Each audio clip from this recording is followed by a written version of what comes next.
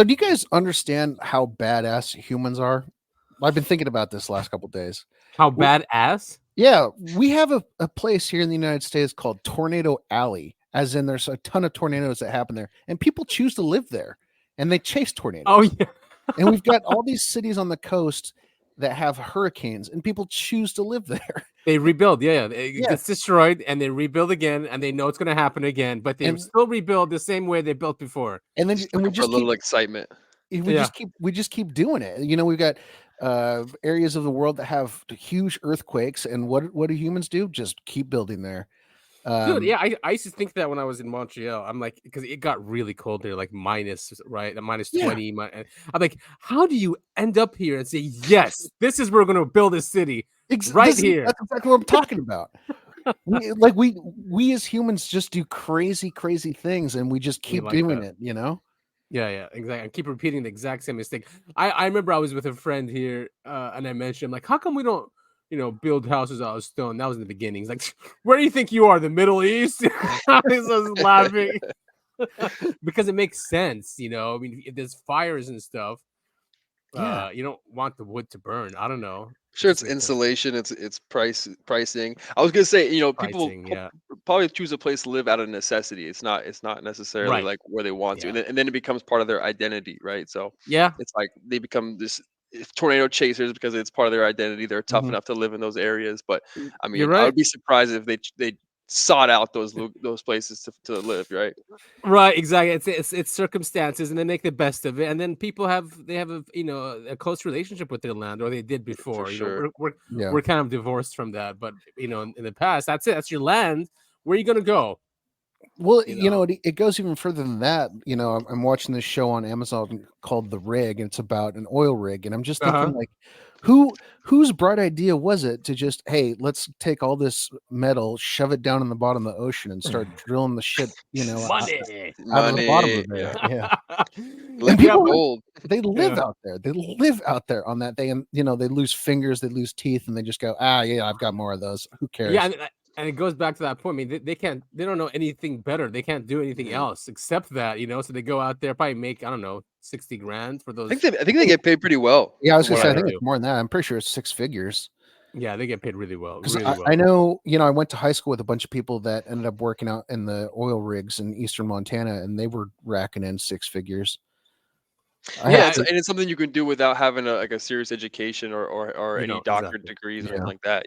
Graduate high school or maybe not, and you can go work on an oil rig and make six figures. So yeah, it's necessity. It's like this. It reminds me of the movie Armageddon, because weren't they those guys like they're all brutes, uneducated brutes. Instead of training astronauts how to drill for a bomb, they train oil drillmen to be astronauts. Holy. Yeah, it makes sense. Well, everybody, our listeners, we have a new guest. I don't know if we introduced him yet. We haven't introduced anything yet. Let me do my thing. The one job I've got here on the podcast. Let's do the intro. Wait a minute. No, I'm just kidding. So this is the Uncovering Anomalies podcast, episode 60, I think. Wait, no, we're 59. Wait, I thought 59 was last week. All right, 50. Whatever. This is an episode. As always, I'm joined by I Want to Believe Adam. Way, everybody. Yeah, we are 59. It's 59. Okay, and I am Topher on the Lamb. Inside joke. Might explain it later. And then you all have been hearing a third voice. Joining us this week as our guest is Mika. Hey, Mika. What's going on, guys? We're so happy to be here. Super happy to be here. Happy to have you. It's nice to have another voice. Topher and I get really bored of each other. Yeah, Adam and I, we spend our whole lives just talking and thinking about UFOs and aliens and screaming about them to each other. And so now having a third party here is, a great way to balance it out. Yeah, exactly. Make sure we're on the right track. We're not being too naive or too skeptical. It's walking that fine line. The knife's edge. The nice edge. Yes, exactly. So there is a lot to get to. A lot's going on. I mean, I don't know if Mika, if you pay attention to the whole UFO UAP thing that's going on here, but because we're in it and we're in the bubble, we just noticed so much news about the issue. Whether it's government doing stuff, or not doing stuff, or whistleblowers coming out, or other things are leaked out, technology, contractors like Lockheed Martin, like last week did a video. Was it last week? Yeah, and they started now. Well, the DoD came out with a ruling that they want to start declassifying all this technology, and the reason why is they're scared China's catching up. So Lockheed Martin released this video, and it just showed like they're making these crafts where the actual craft is basically alive. Sensors are all over there. It can change shape, and it just, when you look at it, it's like the Roswell craft. It's just crazy that this stuff's coming out now with AI. Yeah, Mika, I don't know how much you know about Roswell. We always end up going back to Roswell because it's the original, but a lot of the parts that were found are supposedly the skin of the ship. The people who had found it, they'd pick it up, they'd crumple it, they'd boil it, burn it, and it would just pop back into its original form. It's pretty wild stuff. So what year was Roswell? I have heard of it. Roswell I think I heard a few Joe Rogan podcasts regarding Roswell. So that's about as much as I know. Yeah, I think it's July 6th or July 7th, 1947. Okay. Yeah, I was gonna say I know the year is 47. What's bizarre I guess it's really not that bizarre. It was such a remote area. Is that whatever happened, and no one knew about it for a couple of days. It was just some random farmer who was moving his sheep, came across this wreckage in the desert, and he was like, and it was like a mile long, and he goes, someone's got to move this. I got to get my sheep through here. I mean, that was how the whole thing started. It was so basic and simple, and obviously it turned into a major, finding. And so of course, and that's the only place where we have nukes, right? It was the only, Roswell Air Force Base was the only one on the planet that had nukes. So now Lockheed Martin, by order of the DoD, is creating or trying to construct a craft so if you similar. if you look at all the stuff that's been leaked out before from people, from eyewitnesses and people that are working on the craft before, and now what Lockheed Martin is saying, it's the exact craft. So they've reverse engineered all that. Wow. It's just crazy to see happening, and I guess that's how they're going to disclose, because we'll see also later is that whoever gets into the subject, even the scientists and even the enthusiasts who want this out, once they find out like what it is, or I guess not really just what it is, but how are people ready for it? They all come to the conclusion that no, people aren't ready for it. It's one of those things we always come back to is like, why not just tell people the truth? Why not tell them what's going on? And everyone who's in the know, capital K, it's so terrifying to them. They don't think the general populace is ready. Yeah, and we'll see Puthoff. He comes up with some, because I guess they went through. There was a think tank that did this about 2 decades ago, and all of them, whoever went there, came out saying, "All right, yeah, let's not disclose." Well, what's interesting too? I mean, now that more and more stuff is coming out, and it's becoming more mainstream to hear about, UAPs and everything like that, people aren't really freaking out. It's just kind of like, yeah, okay, we know they exist now. That's true. I've noticed that too. Like, I knew that. Right, exactly. So maybe their tactic of kind of having this stuff leak out drip by drip is working, because no one's freaking out. It's like, okay, yeah, the government's lying to us. We knew it was there. All the stuff that's happened over the years has been true, and that's what it is. We're still alive here, right? So. We just won't officially say it, but it's okay. Here you go. Here's the information. Believe it, don't believe it, kind of thing.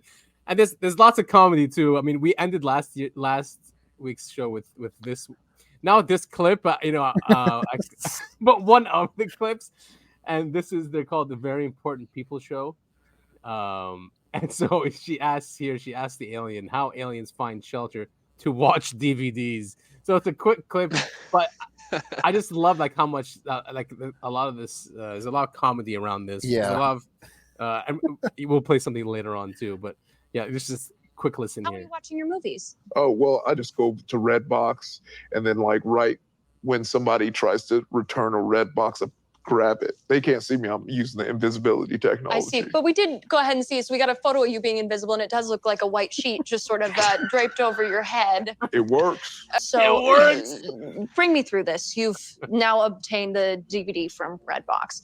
Yes. How are we playing this DVD? I've kind of cobbled together different of your technologies and kind of kept the in the back of a guest house. Right. Okay. So I'm going to pause you right there. You did say you didn't have sort of human shelter, but you are renting a guest house? I'm staying there. I'm not renting it. What do you mean by you're staying there? I just go in there when I need to watch movies. Do the people in the main house know that you're staying there? Do you know anyone's in your guest house? I would know if someone was in my guest house, I would assume. Are you staying in my guest house? Well, you would know, right? Well, how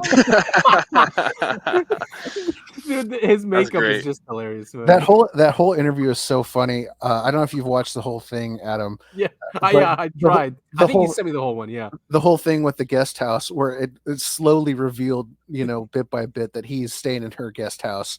Yeah, and she wants to install cameras, right? Yeah, it's so funny. And then he threatens to electrocute her.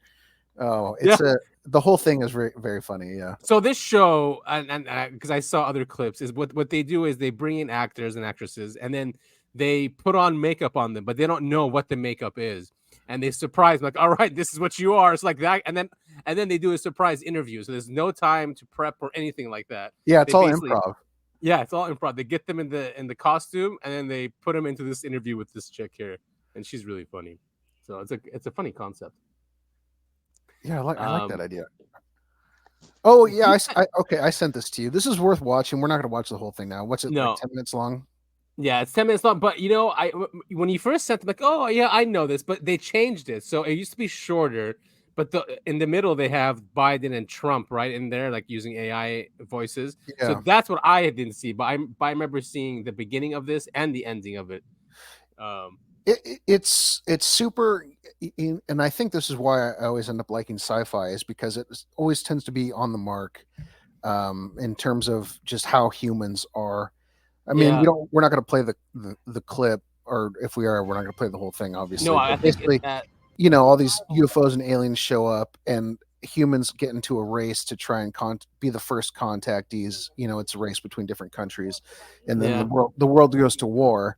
At the very end, and the aliens basically just tell everyone, we thought you were more evolved than this. We're going to leave you alone and make sure no one else contacts you. Okay, yeah, I think it's right here at the end when they say why they want to leave. Is this? That's the explosion. Yeah, it's right after this. Oh, we tried to get to it. Someone did. It was a time ago, I ordered the use of our nuclear arsenal against Russia and its allies, who have crossed the line with the massacre of our delegation in orbit.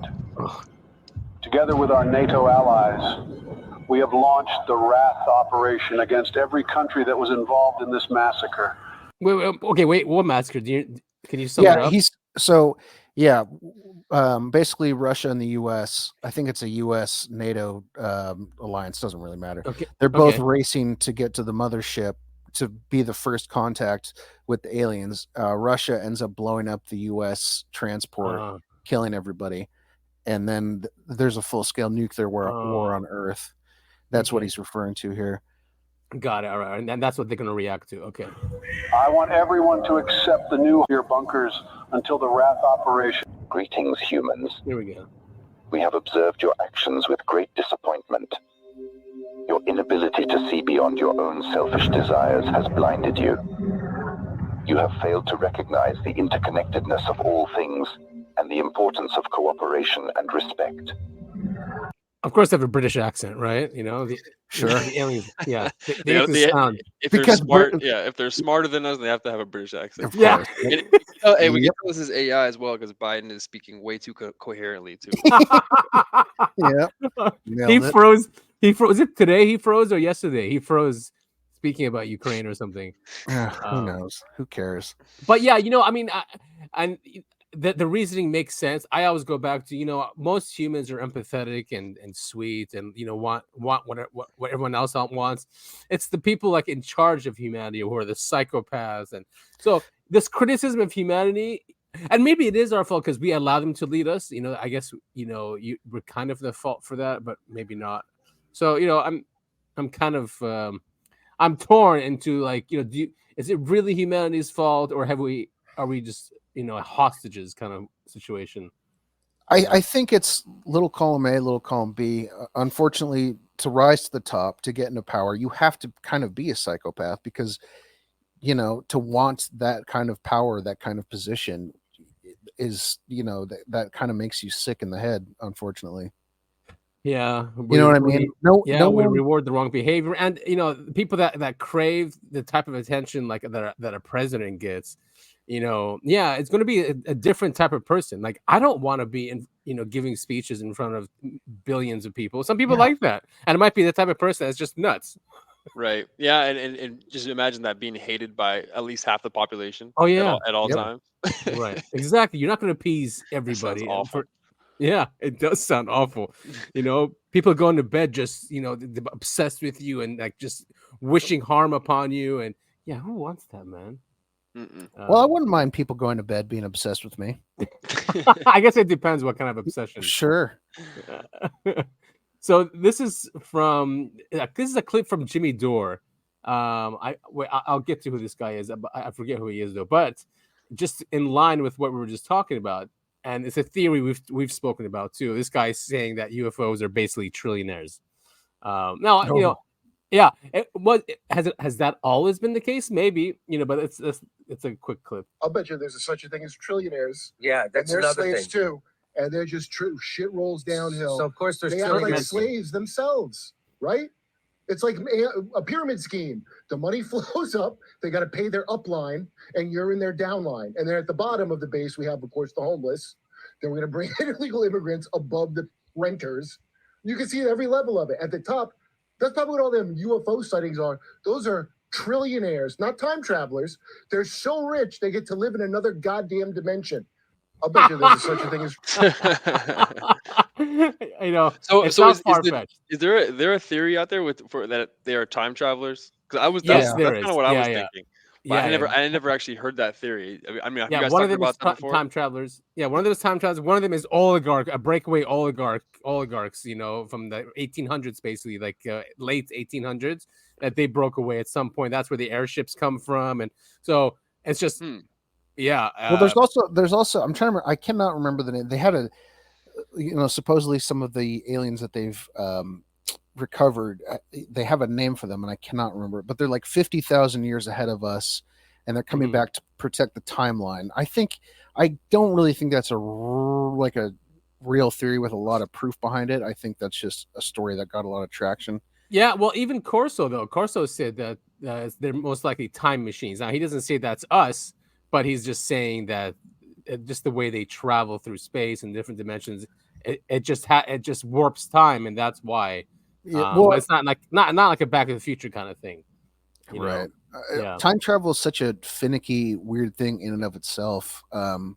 It breaks every rule or law of physics that we know is true in our modern day. Yeah, and it still allows it. I think what was that? Yeah, it needs to be a it has to be a multiverse for it to really work, right? Yeah, because it makes no sense. I mean, because if you go back in time, that's already creating a paradox. Right. Yeah, it doesn't. Because that would have to have happened, right? Every single time.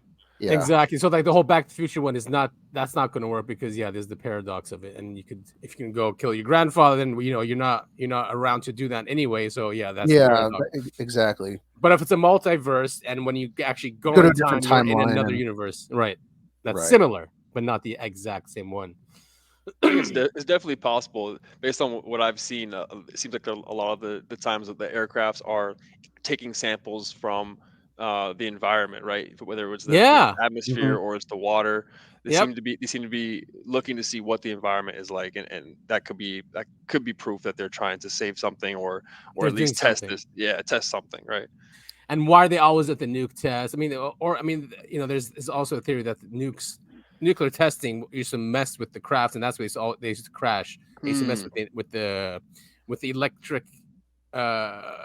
The electromagnetic part of our planet, and then that would ruin their navigation, and they would crash. And since we stopped that, we don't see that anymore, or we don't see as many sightings as we did during the 40s, 50s, and 60s. I think we stopped in the 60s, right?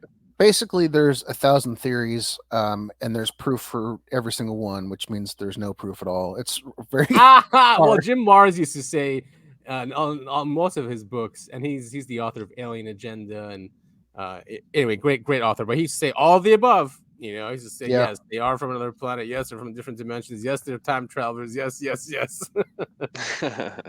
All right, so what do you got here, cuz? So NPI launches flight of ads, encourages public to demand Congress hold UAP hearings. This is Danny Sheehan. He's well known in the great hair industry. Yeah, lobbyist. He's got lots of contacts. He is an ex, or is he still a Jesuit? But that's what he came into this from the Jesuit order. Used to use him to go and find out this was secret decades ago. Anyway, but now he has the New Paradigm Institute, and he launched a campaign to ask constituents or people to contact their Congress representatives and ask them to have more congressional hearings. Now, this is because he's upset, right? The UAP Disclosure Act, Mika, I don't know if you know, but there was a UAP Disclosure Act that Schumer put in the NDAA. It was really comprehensive. It talked about non-human intelligence. It talked about eminent domain. It talked about going and getting these crafts and the biologics, and it was gutted. But so Danny was one of the authors of that, and he was so upset where he said, "Fine, if we're not going to do this illegally, we're going to do catastrophic disclosure." Yeah, that was the name of episode 49, 50. I don't know. What does that mean? It just means they're going to open everything up. Yeah, exactly. They're going to force it. So they might get the Epstein treatment.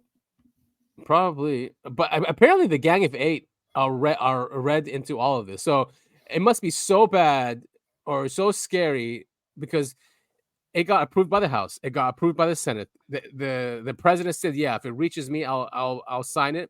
The Gang of Eight saw it. They gutted it and just took out everything except for the National Archives. Mika, I'm putting you on the spot a little bit here, but what would have to be so, like, what would the news have to be that would be so scary that you would not want other people to know what the truth is? If I was like leading the government, you mean? Yeah, or if you were the Gang of Eight, for example, if you were someone in the know or someone in charge, what would the news have to be that you would say, okay, screw this, we can't tell anyone what's going on? Man, I don't know. I'm on the side of letting people know what's happening and just like kind of dealing with the truth. So I'm not one to hide something like that. So it's tough for me to say. But if I'm putting myself in their shoes, I would say if it messes with their sovereignty, messes with their power, then a power thing. Yeah, it could be a power thing that they don't want other people, another entity to have higher power or something like that. Yeah, makes sense. Especially that they're government, right? We entrust them with our security. We entrust them with so many things. If there's a species or something out there that they can't control, and they have to admit that, they'll lose, I guess, the respect of the people or the trust of the people or whatever. Yeah, their power is threatened. Yeah, because of that. And it has to be a group like that, a very small group with a lot of power, because government as a whole, it's very hard to keep any secrets. Very hard. Yeah, and people don't want to do it, especially now in this day and age. Right, and this subject has leaked out for decades. Everyone keeps saying, "Well, how come they keep it secret?" They don't keep it secret, And Exactly. if there was nothing to it, why would they gut the UAP Disclosure Act? Why? If there was nothing to it, you know what I mean? It gave the contractors immunity. It still gave him an excuse of national security, So it's not like it was very bizarre how it was gutted like that. But if you follow it like us, it's not bizarre. This is what happens. So we brought up Roswell earlier, and this is totally on brand. What really happened during Roswell crash? America's most famous UFO case is thrust back into the spotlight again by former NASA scientists who say the new Pentagon report is quote unquote bogus. So I don't know what report he's talking about, but if you remember, Kirkpatrick was saying that they're gonna come out with a report about Roswell. Mm-hmm. And there's Kirkpatrick. He said something about it. Is this it? Oh, here, you can go here. Last month, Dr. Sean Kirkpatrick, the Pentagon's departing UFO chief, teased his office's own conclusion.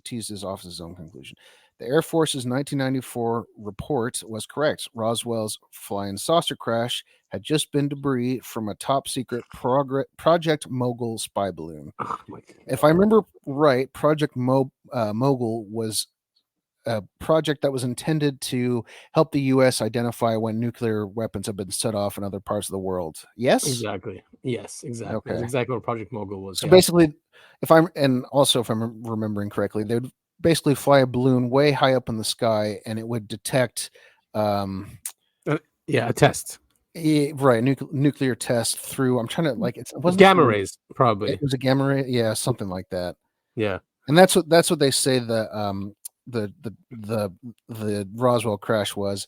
But again, if you go back and you look at the original eyewitnesses to it, none of that story really adds up. Like I said at the top of the show, the whatever it was, UFO or giant weird balloon, was lying in the desert for 2 days before anyone came across it accidentally.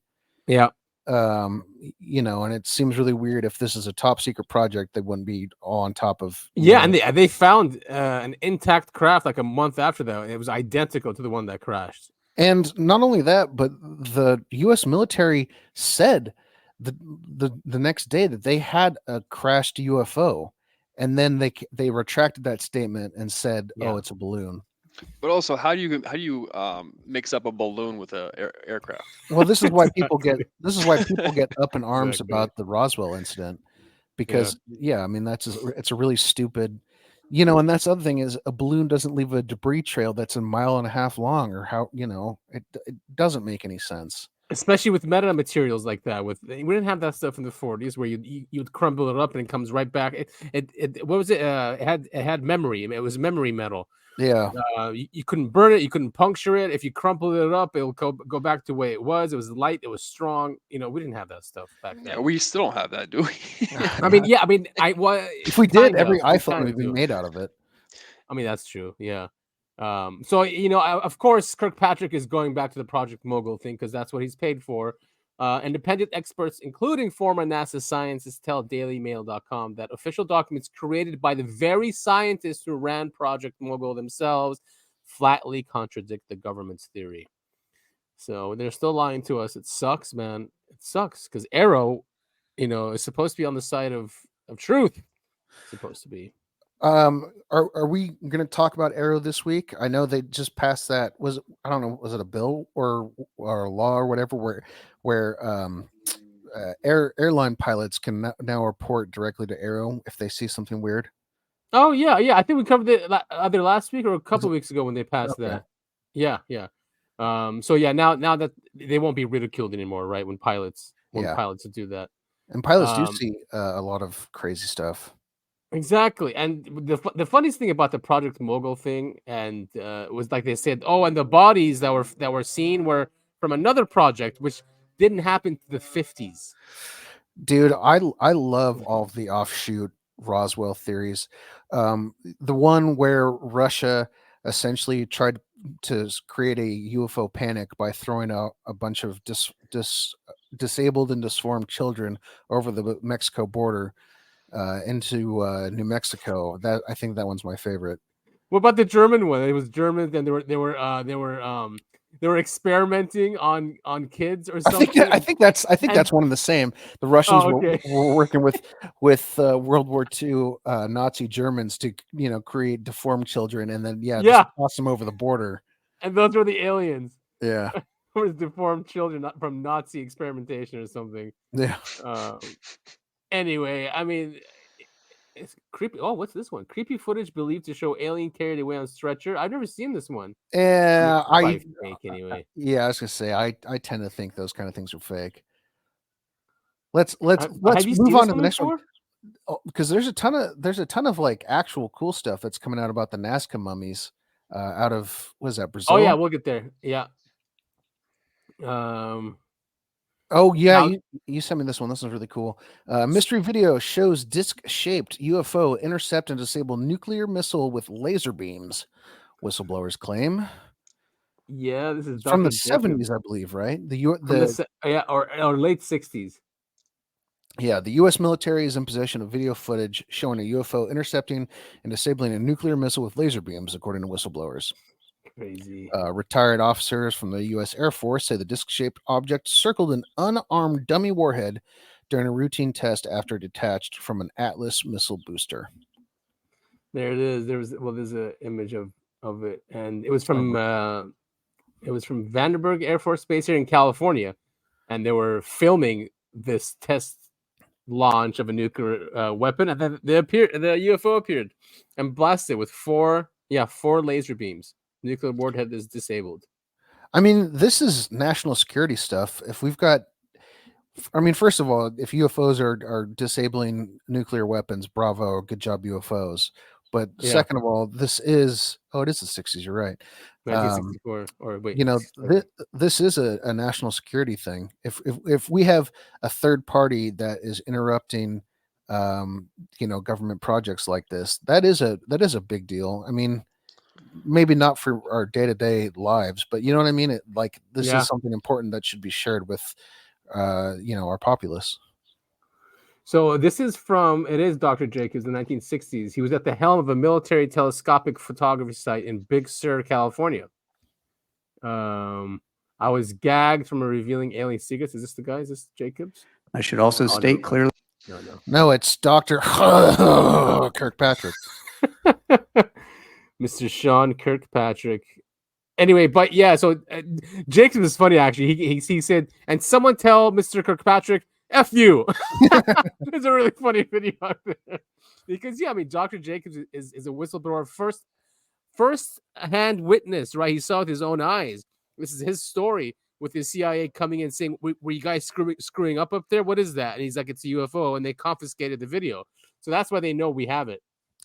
Well, he clearly just saw some swamp gas bouncing off of the Venus some rings or something, All right, let's move on to what we got next. Moving on, we have you sent me this. 10,000-year-old megastructure found beneath the Baltic Sea. So I was trying to do a little bit more research on this because the picture provided is nothing. That's just a mound of something under the water. I think, and this guy posted the whole thing, but they dated this way. Does it say where? 10,000 years ago.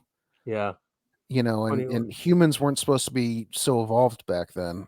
And another common theory, Mika, that we talk about on our show a lot is that human history has been largely, we don't know the actual truth of it. It's been largely. I'm obsessed with this topic. Okay, good. Yeah, and there's been lots of cataclysms in the world. So humanity has become advanced, and it gets destroyed, and then remnants are alive, and they revive it again. And we're living in one again. Probably when Atlantis was destroyed, the remnants of those families probably restarted civilization in Egypt and Sumeria. That's why they came out of nowhere, and that's where we are now. So, and it might again get destroyed. Many people are saying by the sun. Yeah, and what's interesting too, a lot of like the ancient religions often have a foreigner coming in and explaining like technology to them and stuff like that, and so that foreigner often appears very similar throughout the world. So I think that's a very very What's interesting his name? theory. The Latin, right? Quetzalcoatl, or I can't. Yeah, that's the Aztec one. Yeah. That same theory has been, or that same like story has been told in many different places. Sumeria, same thing. Yeah, that out of nowhere they had like schools they had mathematics, science. Yeah, we talked. Was that last week? We talked about Pythagoras. Oh yeah. That's right. That he used to go down. He basically learned. Oh no. Yeah. They found that his theory, the one that obviously the famous Pythagorean theorem, there we go, was discovered to be written. Was it in Sumeria? It was like much longer than much further before when he said it. Exactly. Yep. And then we said I'm sure he learned it from the mystery schools in Egypt. So yeah, I mean, there's definitely an alternate history that we're not allowed. There's just a certain narrative, right? The whole out of Africa thing, and then the Fertile Crescent, and then we started agriculture, and Anything else, forget it. They're not going to touch it. Well, and one thing we brought up, oh man, I'm so bad at this. I think it was last week, the building of the pyramids. You had that video of the possible how the pyramids could have been built, and it would have taken an actual, and I said this at the time, an actual like engineering, super genius to figure out how to do that. Just how it was planned out and how they exactly. They have no idea how they did it, and then it's perfectly aligned with the stars. Like perfect. It's the same thing in Mexico. It's the same thing in Southeast Asia. So something was lost. Some knowledge was lost. I just recently saw, and I meant to send it, but I didn't. They found these pyramids in China that align perfectly, exactly the same alignment as the Great Pyramids in Egypt. It's stuff like that. It's just, humans. Everyone thinks we were just these Stone Age cavemen, and up until a few thousand years ago, and that even just here, and it keeps getting proved wrong. Yeah, exactly. And San Diego, there's supposed to be pyramids. Have you guys heard the theories though that there's a potential theory that the way they were able to move the rocks for the pyramid was with sound vibration? Sound, yeah. I think that's very, very interesting. Yeah, because the Tibetans do that too, where they get together and they do a certain sound, and at some frequencies they can raise things. So crazy. Well, and also Stonehenge, they keep going. They can't figure out how that was put together. So here's the Nazca mummies now. I mean, just to go with our history and like what's hidden from us, other than. So give me a quick breakdown. What are these Nazca mummies? So, Adam, you might have to correct me if I'm wrong, but basically there was this dig site. I feel like it was like a decade ago now, where they uncovered all these mummies that were very weirdly shaped. You can kind of see it in the the poster has it as their icon or whatever. Their avatar. Oh no! In which country were they found? They're found in Peru. Peru, that's what it was. Okay. Yeah, but they found these mummies. They're weirdly shaped, and they don't look human, but they look humanoid. Hopefully, this video shows exactly what they look like, because they do look like your typical, gray aliens that you would see in a movie or something. They're speaking in French, so that's why I have it muted. With like bigger heads and smaller bodies. Is that what you mean? They're only a meter. They're only a meter tall. And the thing is, the guy who brought him forward was a Mexican ufologist. He's been caught doing some hoaxes. I'm not saying he doesn't do all hoaxes, but he's. Are these the bodies that was kind of like on display earlier this year? Or earlier in 2023, I should say. Okay, very interesting. Well, I'm still on the fence with these. I don't believe it. I go from not believing to believing it, but again, I'm still on the fence only because a lot of these universities are taking it seriously. Yeah, and I thought it was a hoax. So didn't they find similar mummies in Russia too? Wasn't that the thing? Or Canada? Was it Canada or Russia? Yeah, the one from. I don't. But it was found in other places in the world, and the bodies lined up exactly. If this is a hoax, it's really well thought out. And there's a very good possibility that there have been over the centuries on Earth, there has been different types of humanoid. I mean, even I know in Africa too. I forget which country specifically, but they found that cave that showed burial sites really deep in a cave. And found that the bodies were from a different species other than humans. They have a whole documentary on it in Netflix. But these human-like primates have like longer arms. They're shorter than us. They think they were much more like monkeys, able to swing.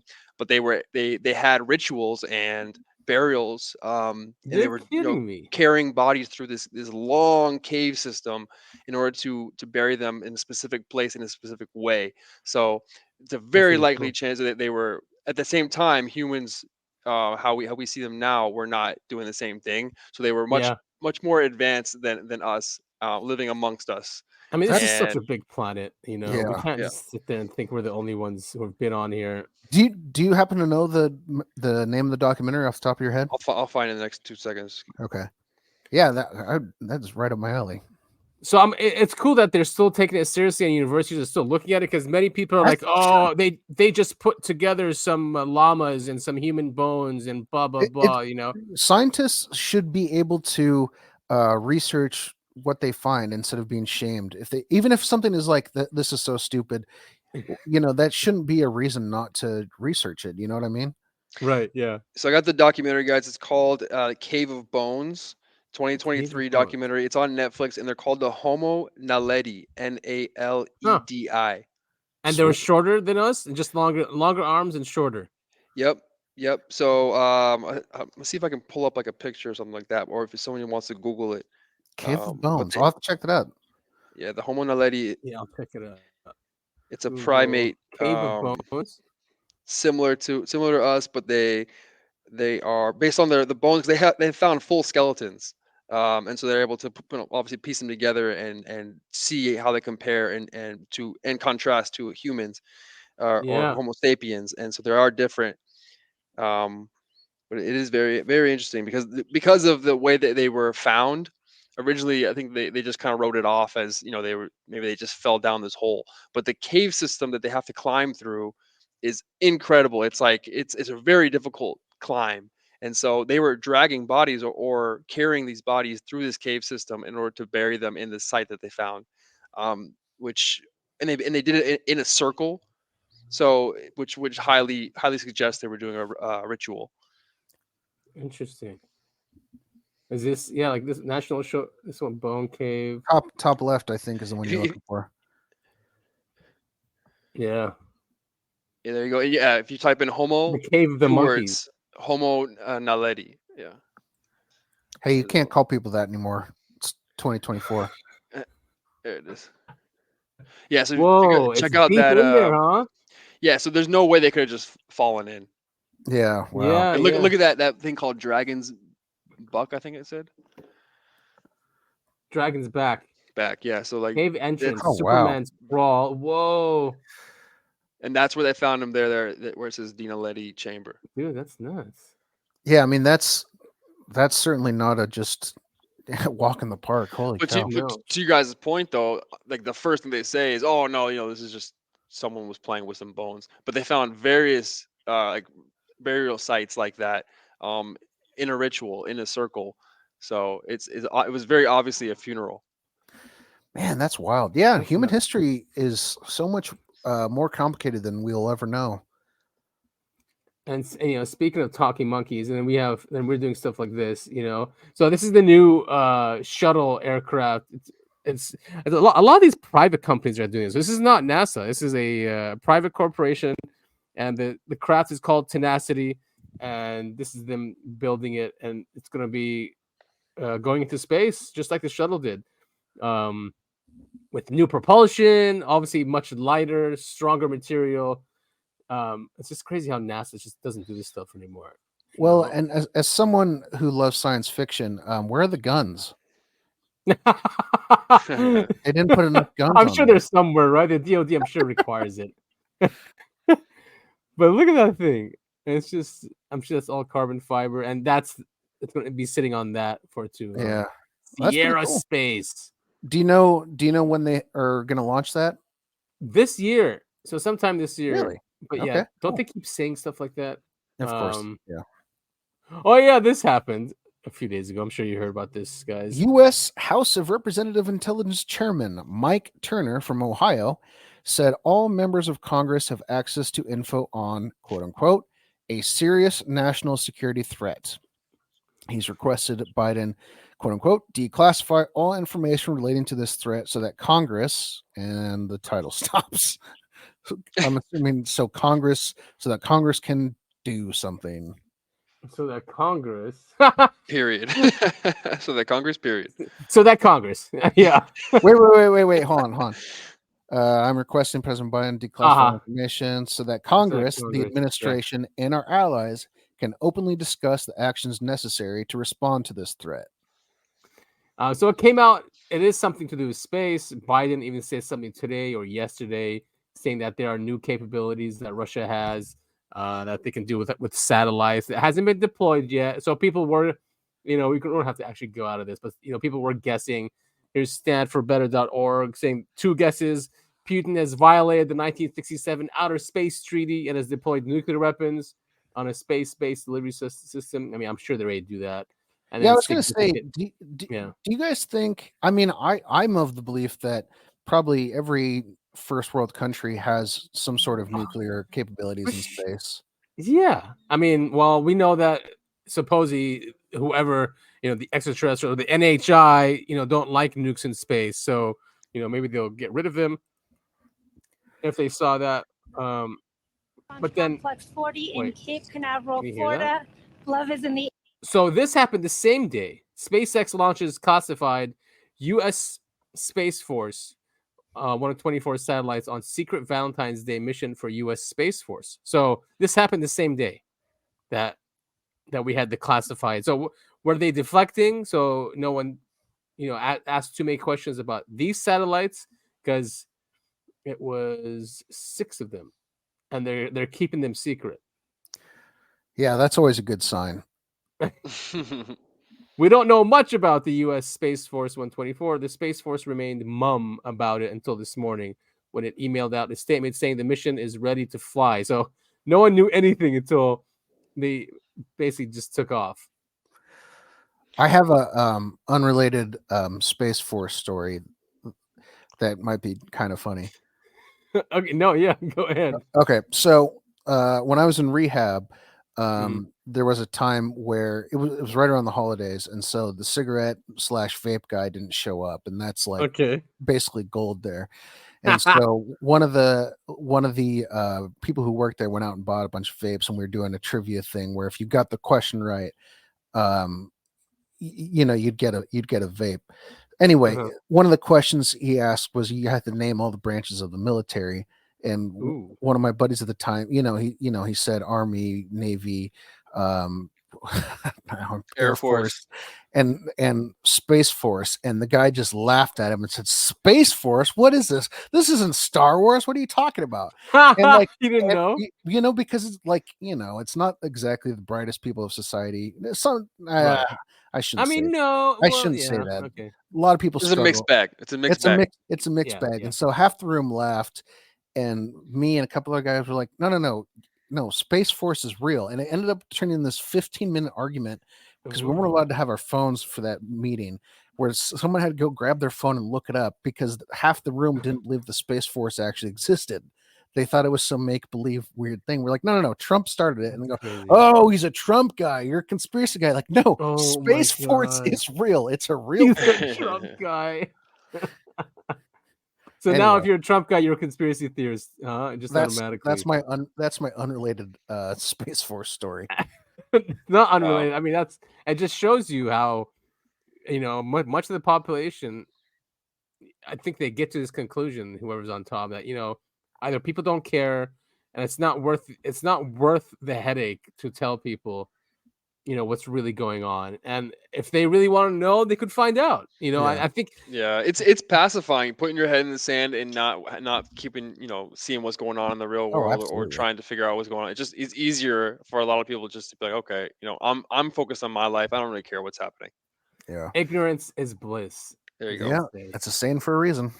So this came out is a long time ago, by the way, but it made the rounds because of what's happening in space, right, with Russia. So here's a quick one.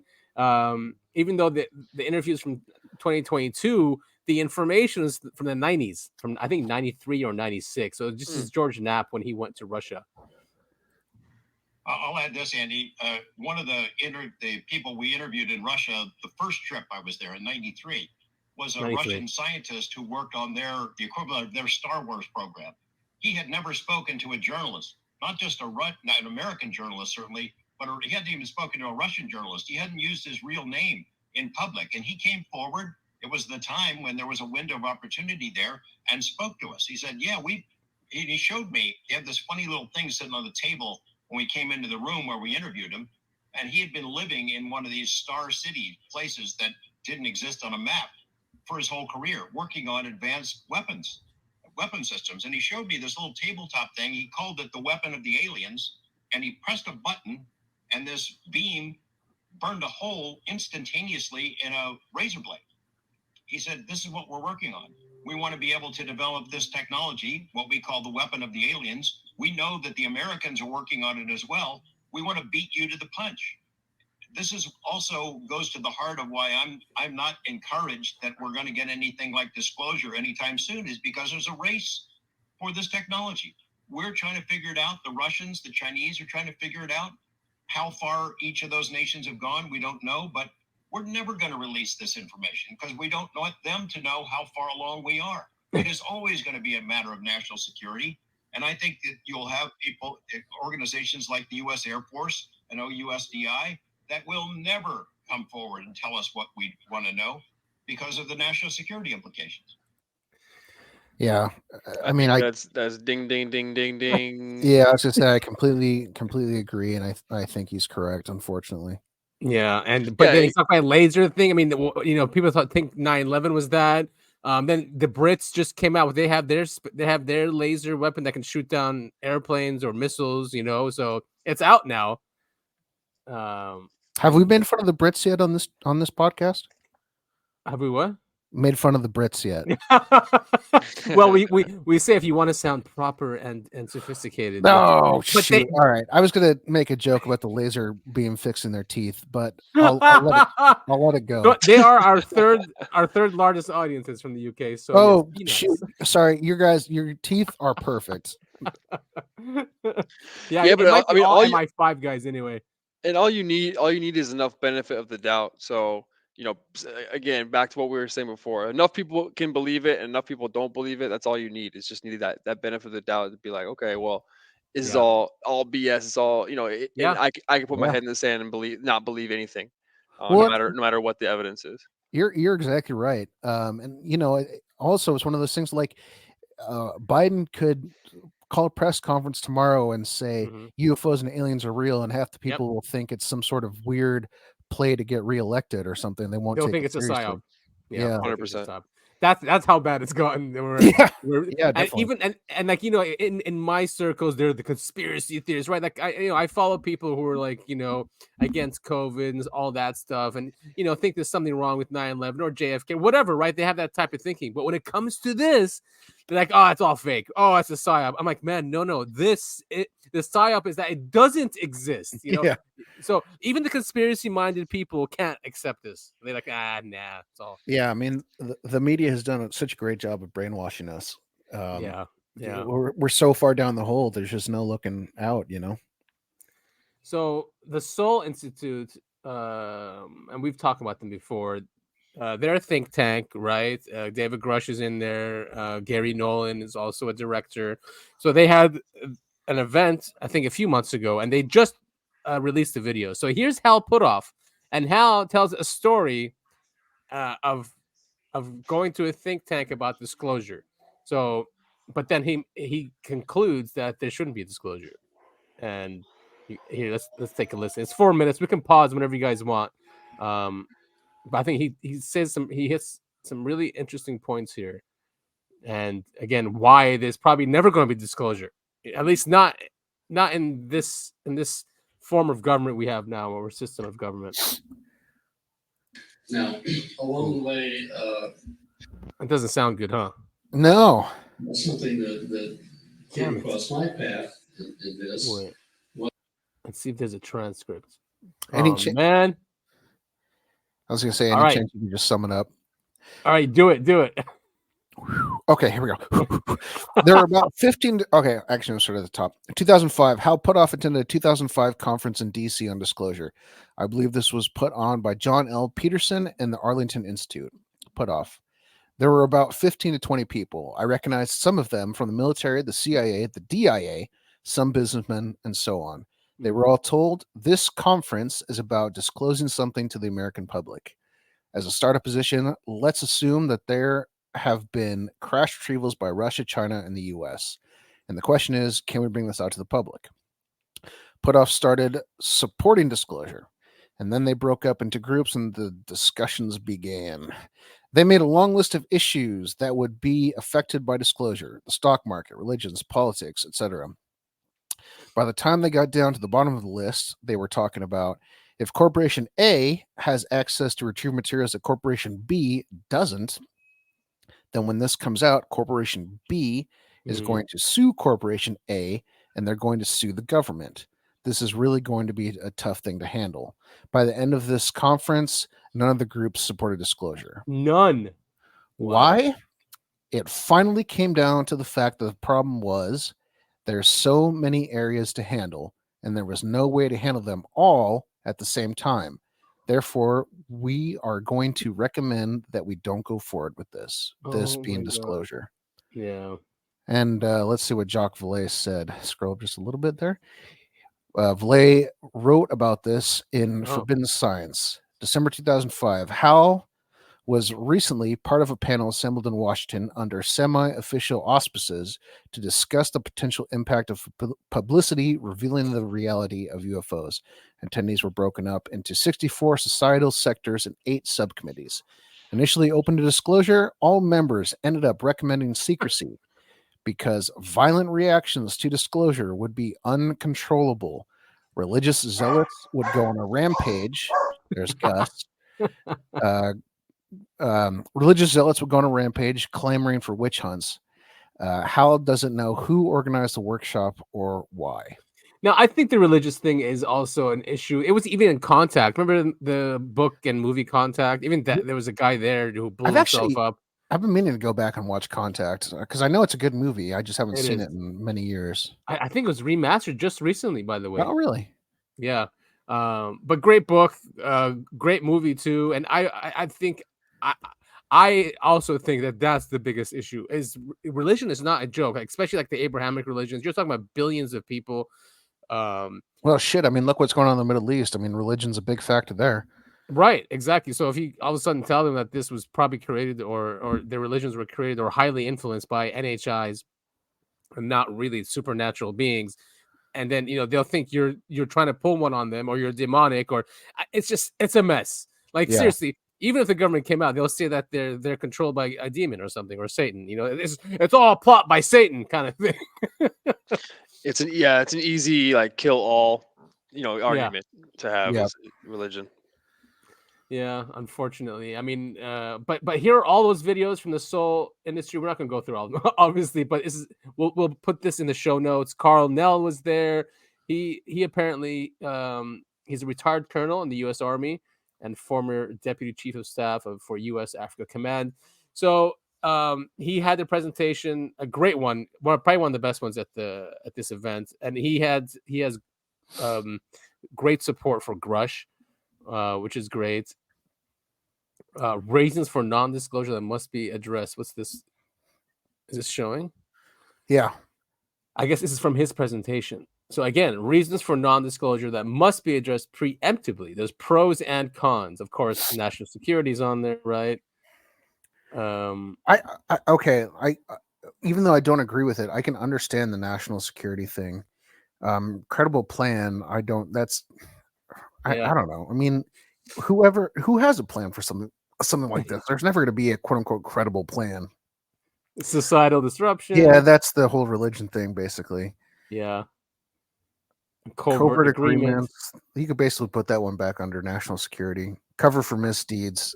That's one that they kind of buried that one there. I think that's going to be that would be the big reason. Yeah, that's number 2 right there. So probably societal disruption is the first one, and this is number 2. It might be even number 1 actually. Yeah, I think that's number 1 for sure. Because it's the corruption, right? These guys are corrupt. Yeah, and they profited off of it. Yeah, as we've proven time and time again on this podcast.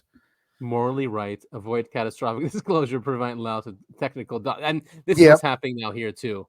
Yep. Yeah, China's catching up, and Mika, we've talked about this on the show before. Is that China does not overclassify stuff? Yes, it cheats and it steals. So they'll steal this stuff from us, these technologies. Not steal, but the plans will be leaked, and then they share it with their universities, their scientists, with no overclassification. So a lot of these things is them like in space. They've really, really advanced drone technology. So yes, there's a fear now within our national security industry that China is catching up because a lot of this stuff is being leaked to them. Well, and the one thing, this might be controversial, the one thing that China is not afraid to do is just throw bodies at a problem. Yeah. No, I mean, do you know their law? If you're in your car and you hit somebody and they don't die, you have to take care of their bills until they die. And so people, if you do, that's why in China, if you hit someone with your car, you back up and run the person over so you make sure they're dead. No, I'm not joking. To pay their bills forever. Yeah. Yeah. Well, I thought it's a communist country. Why isn't the government take over? I don't know. You fall down these deep internet holes and you come across dash cam footage and you see some really dark stuff, and then you research why it's so dark, and then you go, oh my god, this is worse than I could have even imagined. So that's why they back up, or just make sure they're dead. Yeah, because you have to pay their hospital bills. Oh my god. So there's a lot of as we can see. Oh, Avi Loeb, he's there you go. There's Unit 8200 graduate from Israel into this. So he's not a spy or anything. That's what they all say. Yeah. Oh, so Kripal. So this guy, his presentation is really good. Topher, you should definitely. Yeah, I'm gonna look at all these off the show.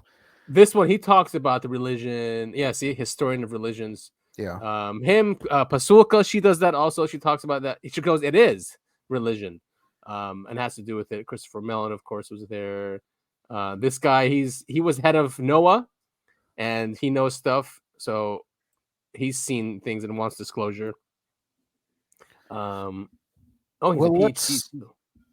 Let's move on. This is a great resource for all of our listeners. Go check this website out. As always, everything that we talk about on the show, we post in the show notes so you guys can go and listen to it. Or look and highly recommended. Go through all those talks. I mean, those are highly credible people. They're scientists. They're military personnel. Some are even first-hand witnesses. So yeah, I mean, go through it, listen to it. This is Ask a Poll, so it's Ask a Politician. It's Matt Laszlo. He gets to the politicians and always asks them about UAPs. So apparently, Lou Elizondo had a skiff meeting with Congress, which I had no idea about. Where is the audio of this? Oh, here it is. Let's take a quick listen. So I heard you had a little visitor yesterday. Lou Alejandro. Oh yeah, that you brought him in. What made you reach out or get connected with him? I had heard about it. Yeah. One, he's an expert, and that's the other thing. I'm gonna bring him back. Everybody, you young people, ought to hear it particularly, because we've got a real problem. This isn't playland. And he told us about the facts of the matter, about what's happening. And that too was concerning. And he wouldn't give any classified things as you would expect. But my God, it's, I guess we're just going to be unprepared and just take it. This isn't political. This isn't politics. But for you young people, of course, it affects all of us, young and old. What was the heart of his talk? Was it on? Oh, I mean, basically, so look, I guess they had a meeting with Lou Elizondo, and Elizondo not scared them, but told them how serious the situation is. How we're probably not prepared for if anything happens. Of course, it's not great audio, but still it corroborates what we talk about. And this is another politician. What's his name? Ralph Norman from South Carolina. So people like Greenstreet and Mick West, they call these guys UFO religionists that are in Congress. It's weird. There's just such a huge pushback on the whole UAP disclosure movement. I mean, that has to be run, behind the scenes, right? Oh, for sure. Those guys are definitely paid for sure. Yeah. Yeah, because they don't talk about, like, why don't you go through the National Archives? Why don't you go through the FBI, CIA, NSA, all those documents? Why don't you talk about that? But no, they have to focus on things just to discredit it, right? Instead of the body of evidence that shows this is something real that's been taken seriously by the government for decades. They just completely dismiss that. So this was cool footage you sent to me. Two people record the same UFO in Moscow. I think I made a joke about, that's clearly a meteor. Obviously it's not. It's changing directions and there it is. Like so I guess went behind this building. Oh, there it is showing up again. Man, it's small. Yeah, actually, a lot of the UFOs that we're seeing, that have been seen, especially by military, they seem to be orbs. They used to call them Foo Fighters. It's kind of like it's like a probe, probably, right? Yeah, that's it's some sort of probe to like. It's not manned. I would exactly unmanned. That's the general. That's the general theory behind it. Check out because that's what we do, right? We have like and in that Lockheed Martin video, they talk about having a mothership and then unmanned vehicles coming out of it. I mean, come on. Yeah. So that's one angle. I think you said it might be a drone. Do you think that's a drone? I mean, it's lit. It's got it's lit, or it's catching the light. I know it's a cloudy day there, but it's catching. No, because it would have changed at some point. It moves kind of like a drone there. Yeah, the whole down and up thing from the first video. What? Man, I swear I keep muting that. 2 different locations, 2 different points in time. No, they aren't. Oh, they're arguing. Oh, weird. People on social media are arguing about something. Go figure. There was another one too. Oh yeah, this one. This one is not as clear. Yeah, you sent me this one as well. This is in Texas. In Texas. So it looks like some kind of meter comes down. There it is. And then it takes off again. Oh, there it is. I think they show it multiple times. It takes off here on this. So it comes in and then takes off here. And this is like a weather camera, right? Yeah. Something that's stable, not moving. It's there static. And Exactly. it catches this. Oh, there it is. Yep. So boomerangs. It came in and then out. Yeah, that's weird. I mean, I guess I could see that being a bird that gets caught on camera. Not at night. I don't know. There's no birds in. No, that'd be a huge bird too. And yeah, plus that is a meteor. And plus, yeah, it's way fast because they have to slow it down. I'm just trying to. Yeah, that's really, really quick. Okay, I was looking at the slowed down footage and thinking it might be a bird. Yeah, that makes sense. Who catches this stuff though? It has to be AI. But this is no. This is the Mika is right. This is the weather cam that they'll do. No, I know, but who went through this and saw that? Oh, you know what I mean? Just takes one person like looking and see something on there, and then yeah. Well, especially footage like this where there's not really anything to see. It's just city lights and a bunch of cars moving. So if something like that happens, it sticks out. Yeah. All right, let's keep going. We're at an hour here, and I feel like we've only gotten through a couple of these. I mean, this can be quick. This is just SCU. Yeah, the Scientific Coalition for UAP Studies. Oh, I should have just let you keep talking. Hey, UAP, that's the name of our show. SCU announces 2024 annual anomalous aerospace phenomena conference. Wow, what a great title of this article. SCU conference returns to Huntsville, Alabama, with investigative journalist Ross Coulthart as keynote speaker. Of course, is in DC. Anyway, they're doing a conference in Alabama. We should go, man. Would not be nice if we had a budget to go to all these, right? Hey, hit us up on Patreon, folks. Come on, guys, support us. There's a support link in every single show. Send us to Alabama. We might just stay there. Yeah, you never know. I'm sure it's quiet. And advancing the scientific study of UAP is at the heart of our organization, and our annual conference is part of that mission, said executive board member Rich Hoffman. This year's gathering is a continuation of our tradition of bringing scientists and academics together to discuss our shared interest in an enigmatic global phenomenon. Now, again, are these guys UFO religionists? I mean, these are academics and scientists finally getting together and taking this subject seriously. Yeah, it's great. Yeah, it is great, and we need more of that. Again, well, they're not doing any favors with that picture. Well, this is a different one. There's an event in, I couldn't find out where this is. This is a terrible article. Where's State Route 88? Ooh. Superstition Mountain and Lost Dutchman Museum. Do you know where that is? No. Route 88. I don't know. Apache Mysteries Junction. of UFOs, UAPs, and Bigfoot at February 19th through 25th event in Apache Junction. I would assume that's somewhere in the Southwest of the United States. Being Apache on there. Where's Everything that's happened in Nevada, Arizona. I feel like that's someone get Jamie to pull that up. Jamie, pull that up. Lost Dutchman. What's that place called? Apache Junction. Yep. Trail Apache East. No. Scroll to the very top. Scroll to the very top for me. I'm looking at this right now. Right here? No, very top. It is Apache Junction. Apache Junction. It's in Arizona. Ah, there it is. Okay, you're right. Hey. Mika got it right. Yeah, Southwest. So if you're in and around Apache Junction, Arizona, there is all week starting tomorrow. You can go to this event and find out about UFOs, UAPs, and Bigfoot. I love how they just put in Bigfoot there. Yeah, through Bigfoot. Hey, so listen, listeners of Apache Junction, Arizona, we will hire you for $0 to go to this conference and tell us what it was all about. And you can be on the show. Yeah, there you go. See, so it's not $0. They have an opportunity to come on the show. I will Venmo you 3 American $1 bills.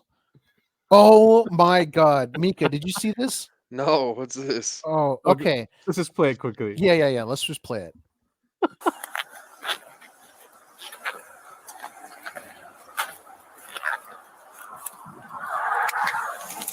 Shots fired! This is real, by the way. He's not joking. Okay. Shots fired! You know.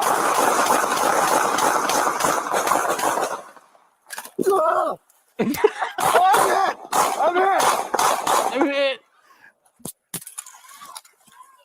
Wait, really? Is he shooting at the back of the car? Like, what is he shooting at? Yeah, I have the whole story. I've got the whole story ready to go as soon as we're done with the clip. Hey, in the car! I was shot through the car! I'm shot. Oh!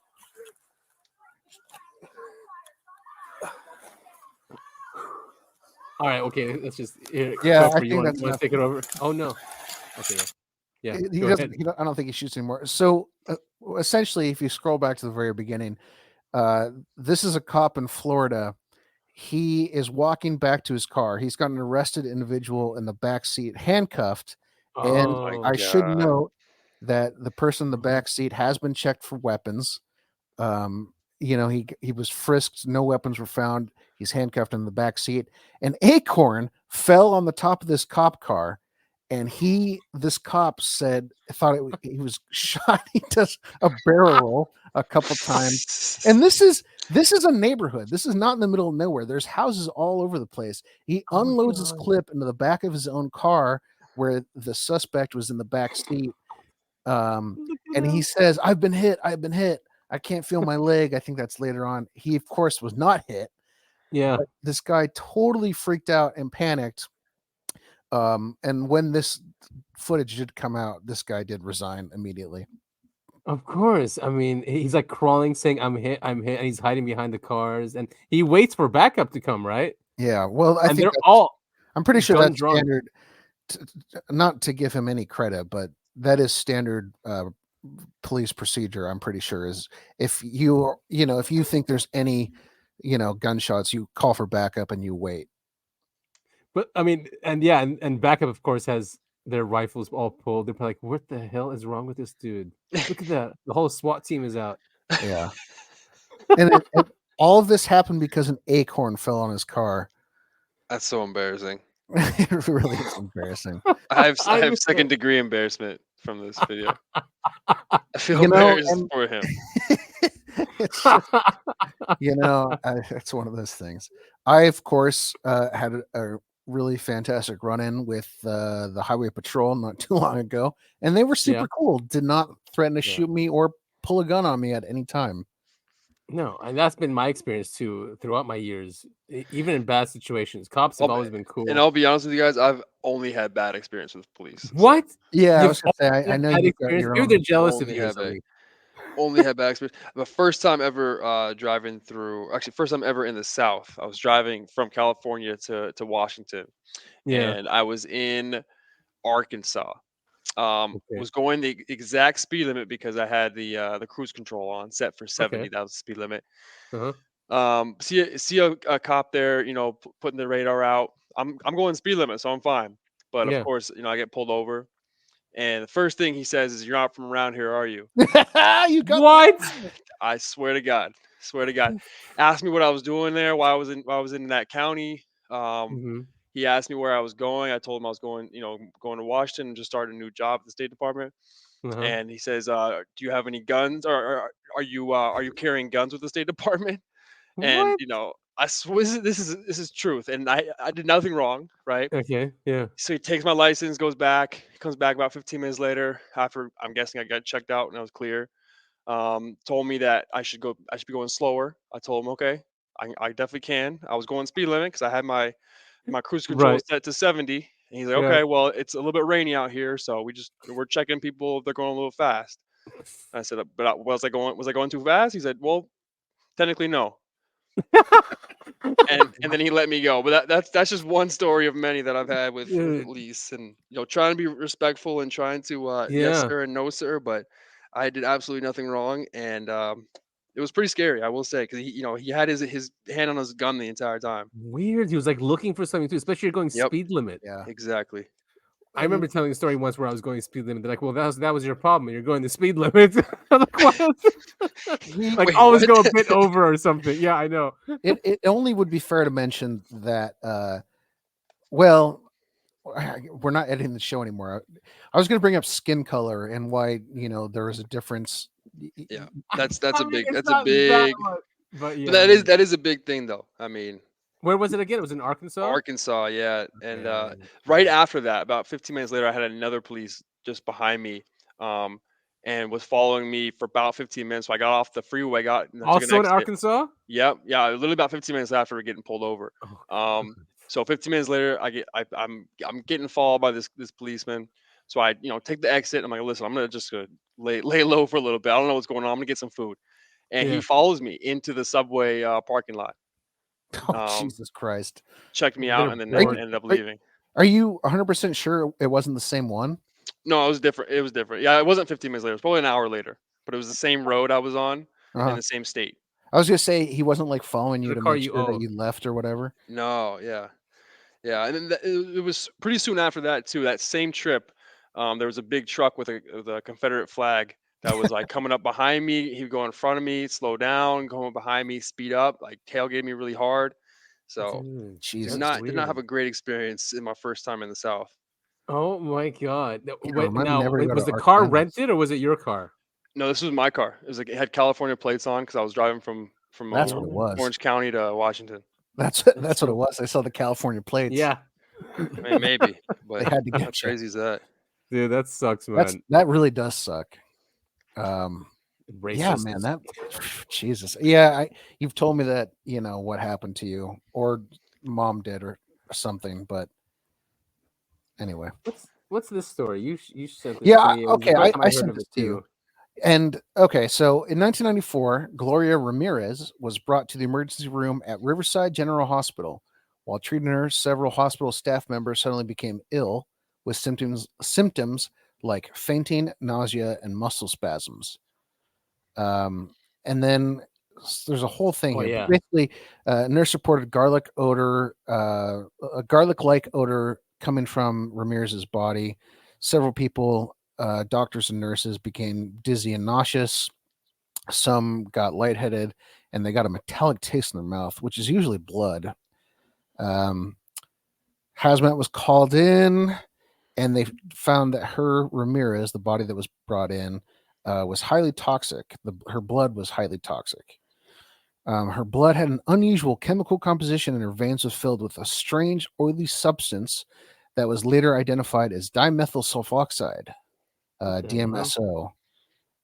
Anyway, Ramirez died a few hours after being admitted, and it's still kind of a big mystery. Several theories have been proposed over the years to explain the strange chemical composition of Ramirez's blood.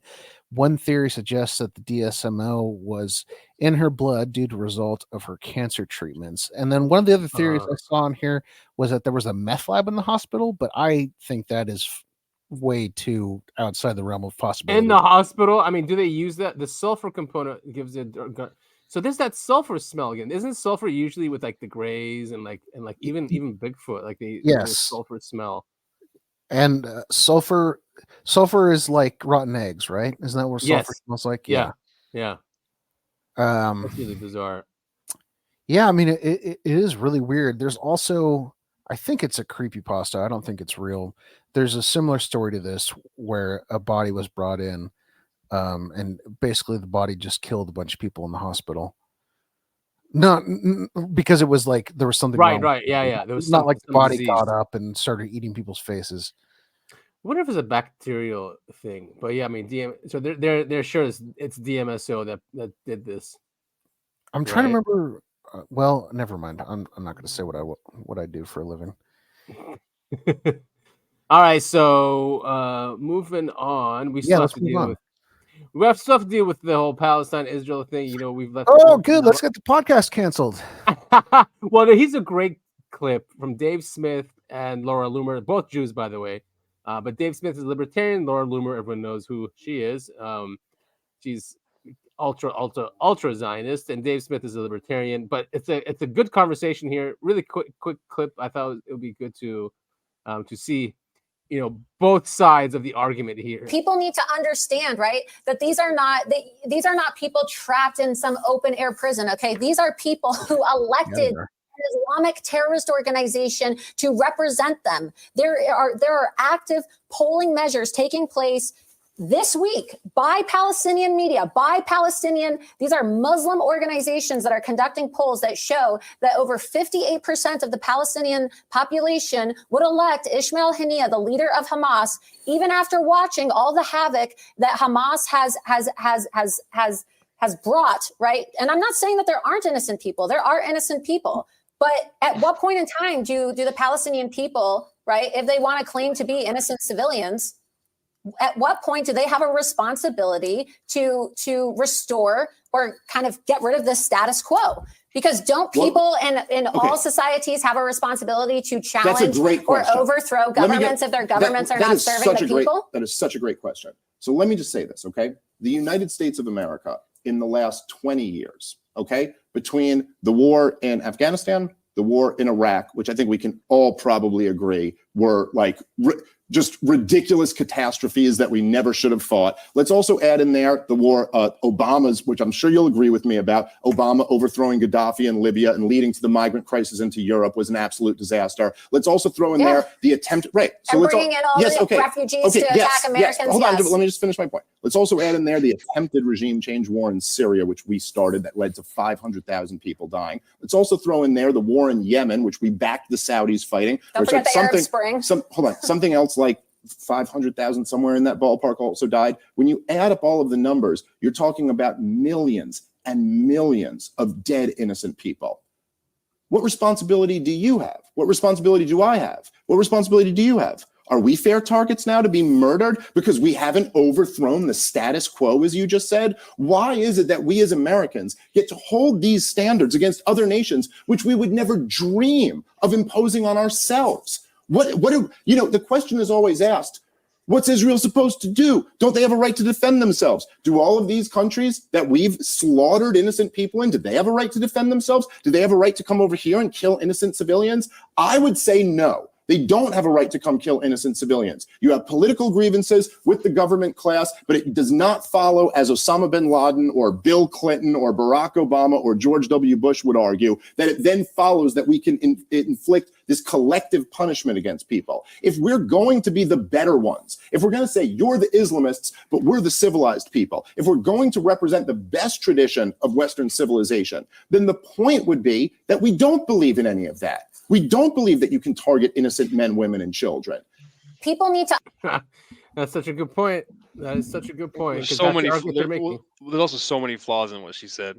Of course. She's not to mention that like 6-year-old girl that was found dead in a car that was bombed. Like she definitely voted for Hamas and wanted Hamas to be the leadership. I know, right? In 2006, it's not like there's been other the whole situation is so messed up, and it's just people like her, like Laura, who just cannot see the other side. It's just talking points. It's just an easy talking point for her to choose. But I mean, it's something that Adam and I have talked about off of the show. I mean, you've got one side who truly believes they're God's chosen people, and it's their destiny to have, this territory, and the other side is fighting literally for their lives. Yeah, it's such a power imbalance. It's and sickening. they're occupied. They're not even a country. Like, they don't have no control of any part of their They, economy. they haven't had, like you just said, they haven't had an election since 2006. Yeah, I mean, yeah, that's not a real government. That's not a real. So it's not a sovereign country that's It's not having these elections, and they are putting the leadership in place and that sort of thing. That's just not it's not realistic to say. It's horrific, man. It is horrific what's going on there, and and Europe, and this happened. This is shared by David Icke, but I guess this happened in The Hague Central Station, the Netherlands, where they were telling their citizens, the citizens of the Netherlands, that you are supporting a genocide, because most people are oblivious to this. Yeah. Like, oh, it's just another war in the Middle East. Oh, it's just Israel, Palestine, whatever. But they don't know like how bad this is. This is in Dutch though, so maybe we shouldn't play it. No, I think with sound it's okay because it's got the subtitles. Yeah. Might have to start that over. I can't hear any sound on my own. This is a very interesting thing that's happening right now. You see a lot of this happening in Europe and even in the United States. You see a lot of, like, the people seem to be supporting or at least against the genocide that's happening, and the governments, the people in power, are just completely ignoring what a lot of the people are saying. Right. Who are their constituents and who are voting them in? They're just completely ignoring that. So it is the first time that I've seen many wars in Gaza over my time following this. And for those who don't know, this was my entire undergraduate degree was on the Palestinian-Israel conflict. And I worked for 5 years on this topic. So I'm very well versed in this topic, and it's something that I care deeply about, obviously, for other reasons as well. So this is something that's very interesting. But this year, in this specific war, I think is the first time that I've seen a lot of people in the population who are very supportive of the Palestinian right for a country, for sovereignty, and the resistance to the brutality that's happening. I think a lot of it has to do with social media too, and it's wrong, I agree. right? Yeah. But exactly, it's. But you're getting firsthand accounts now from Gazans there who are posting what's happening to them, and people are seeing this. And like, how can this be? Exactly? And there's independent journalists, even though they're killing all these journalists in Gaza, but there's independent journalists here who are also even Israelis. Finkelstein, although they call him a self-hating Jew, but Finkelstein, that he's been out there saying there's nothing worse than this. What's going on? This you can't compare it even to Dresden in World War II. He goes, and these aren't impoverished people. And Topher shared this with me, and this doesn't help. Stuff like this, like dancing videos. And I just wanted to go back really quick. Mika said something earlier. The politicians aren't going. Largely the people, are rightfully supporting the Palestinians, but our politicians aren't. When you dig a little bit deeper into that and you see who is paying the politicians, who their support groups are, it becomes very obvious as to why their decision making goes against what the people want. And it's sad that that's what our government has come to. It's horrifying. Did you see that guy, Brian? Is it Brian Mace? Now I forget his name, but he's a congressman, and he wore an IDF uniform in Congress. He lost 2 legs. He lost 2 legs from these wars in the Middle East, and he's serving Congress. But he was confronted about he wants to stop funding of UNRWA, but he was confronted by this organization telling him how bad. He goes, there are no innocent children in Gaza. He said, no innocent children. He goes, and I will make sure not one penny is given to UNRWA, and we need more weapons sent to Israel. And just when you look at this guy, him saying that, like, it's crazy. And just billions and billions and billions of our tax money are going to fund this as well. Right, and weapons. Here you go. You can do it. But this doesn't help them, right? I mean, no, it does not. This is stuff like this. Yeah, I mean, this is Hertz publishes article in their food section about IDF finding small comforts in looting and cooking the food of people they're imposing famine upon. So Israeli soldiers, not only are they, taking land that's not theirs. They're breaking into homes and eating the food of the people's homes that they are stealing. It's absolutely fucking disgusting. We cook there with mixed feelings. In every house in Gaza we found olives, olive oil, and full of spices. We cook there with mixed feelings. And there's a picture of these fucking assholes cooking in the middle. I mean, it's disgusting. And these are the good guys? These are supposed to be the good guys? I know. And people are like, well, why do you hold us in high esteem? Or how come you guys are focusing on us? And why don't you focus on China or Saudi? Or because you guys say you are the elite of the world and you rule the world, kind of thing. Like, we should hold you in higher esteem. If you are really representing humanity and rule humanity or are the elite of humanity, act that way. Yes, you should act better than China or Saudi. Yeah, you'd think so. At least that's my reasoning. Because they say it's anti-Semitic for you just focus on Israel. Why don't you focus on other countries that are doing bad things? Yeah, how did they lock that one down? Everything, any criticism of Israel is anti-Semitic. Yeah, it's power dynamics. It's just, ridiculous. And she's on the Daily Wire, right? And I'm so surprised that they haven't kicked her off yet. Candace Owens. She has a great clip here, and I remember watching the Super Bowl, but it's not funny. I don't remember watching any commercials from Israel though. In the Super Bowl. I heard there were two. There was a big one that I only tuned in for the Super Bowl for a little bit, and it was Stop Jewish Hate. I must have not been paying attention. So here's and real quick before you hit play. I mean, personally, like if you look at this from an actual a real standpoint of this is not a religion. This is not religion. This is not a religious. No, it's not. There are and you were just mentioning a few, but there are plenty of Jewish voices who are very powerful who are speaking out against Israel. There's a huge group called the Jewish Voices for Peace, who was very, very supportive of Palestine and the Palestinian people. So it really isn't, and it shouldn't be a religious thing. It tends to be a defense for Israel is to make it a religious war, and it really isn't. It's all about power dynamics. It's they have a country. They're trying to increase the size of their country and push out the people that don't want them there. Right. That's what this is. It has nothing to do with the religion that they are. Right. They have an expansionist policy. They're always bombing their neighbors. It's never enough. They want Syria. Like if they've pushed them out of Gaza, they're going to take it. There's no way that land's coming back. There's no way. There's gas. They already have plans to build settlements there. They've been planning this the whole time. They're raising the ground to build settlements and increase the size of their population and their country. Yeah, and they won't stop. They won't stop there. And that's the thing. Not. So here is Candace Owens. She's noticing, what Israel does. Not allowed to notice, as we've discussed.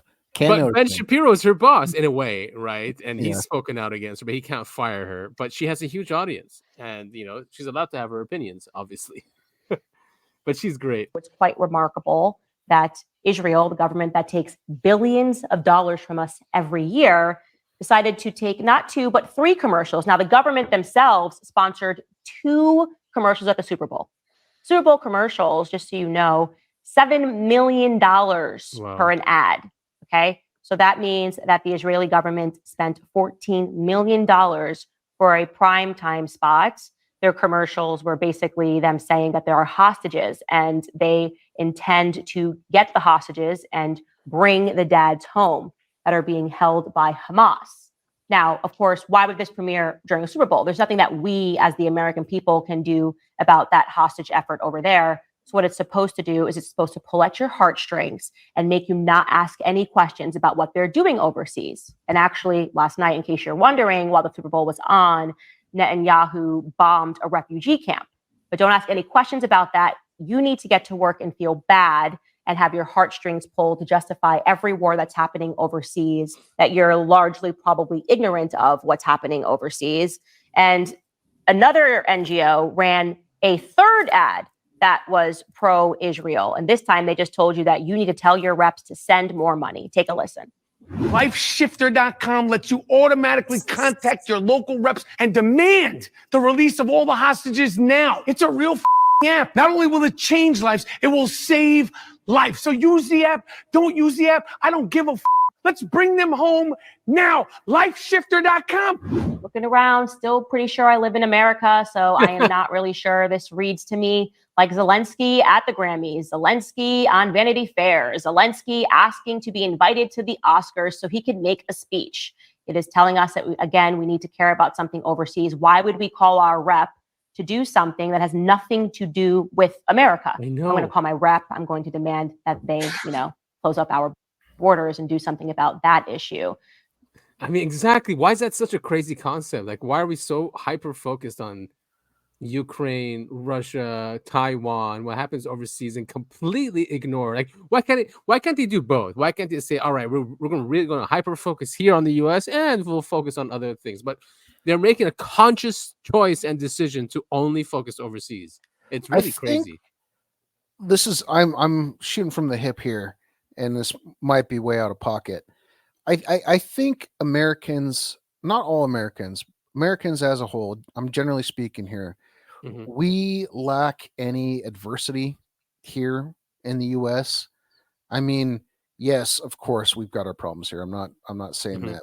But most of us, we wake up in the morning, we go to work Monday through Friday, we come home, we help our families, yada, yada, yada. But we don't have that terrible thing going on here, and we have this need, this desire for some weird terrible thing, and so we shift our focus to other parts of the world where there is a terrible thing going, and we can say, oh, I'm helping out, I'm voting for this person, I'm doing this and that, basically the bare minimum, just to say I'm a part of it.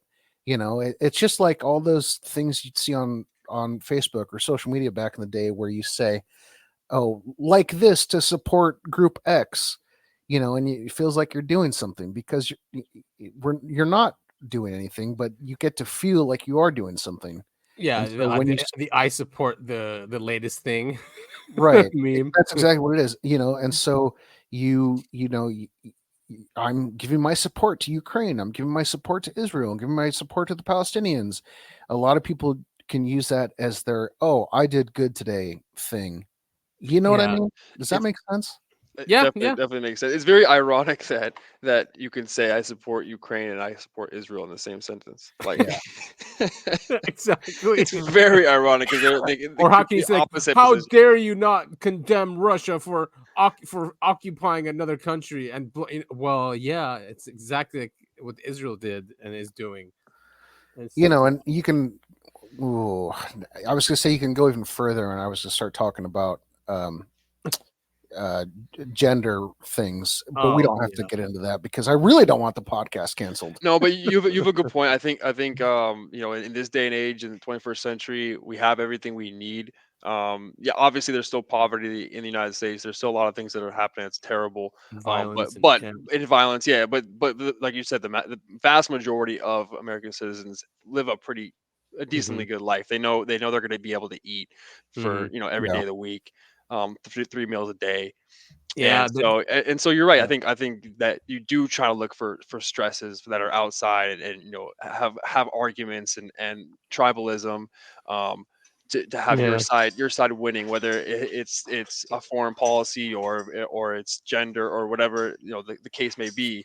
It seems to be these issues that other countries, and speaking from firsthand, like living in another country, that you just don't see because it's just not. I guess that makes sense. And the theme that both of them have is like protecting Western civilization, right? I mean, the whole Russia thing, you're protecting Western civilization from Russia, or not Western civilization, like the West, Western Europe, and then because he might invade. Same thing with Israel, is that we're protecting Western values in Israel against these barbarians. Meanwhile, you're seeing Americans who are also Palestinians or Americans living in Gaza who are being killed, and there's absolutely nothing happening, and no one's up in arms about actual Americans who are being killed by this. Yeah, of course not. Yeah, they don't represent. Sad state of affairs, man. It is. I don't know how important this is, but he sent me this. Like, let's bring this closer to home. Yeah. State reports first known fatal case of Alaska pox. So it is election year. We're gearing up for COVID 2.0. Everyone's looking for whatever the next big thing is going to be. In this case, it's Alaska pox.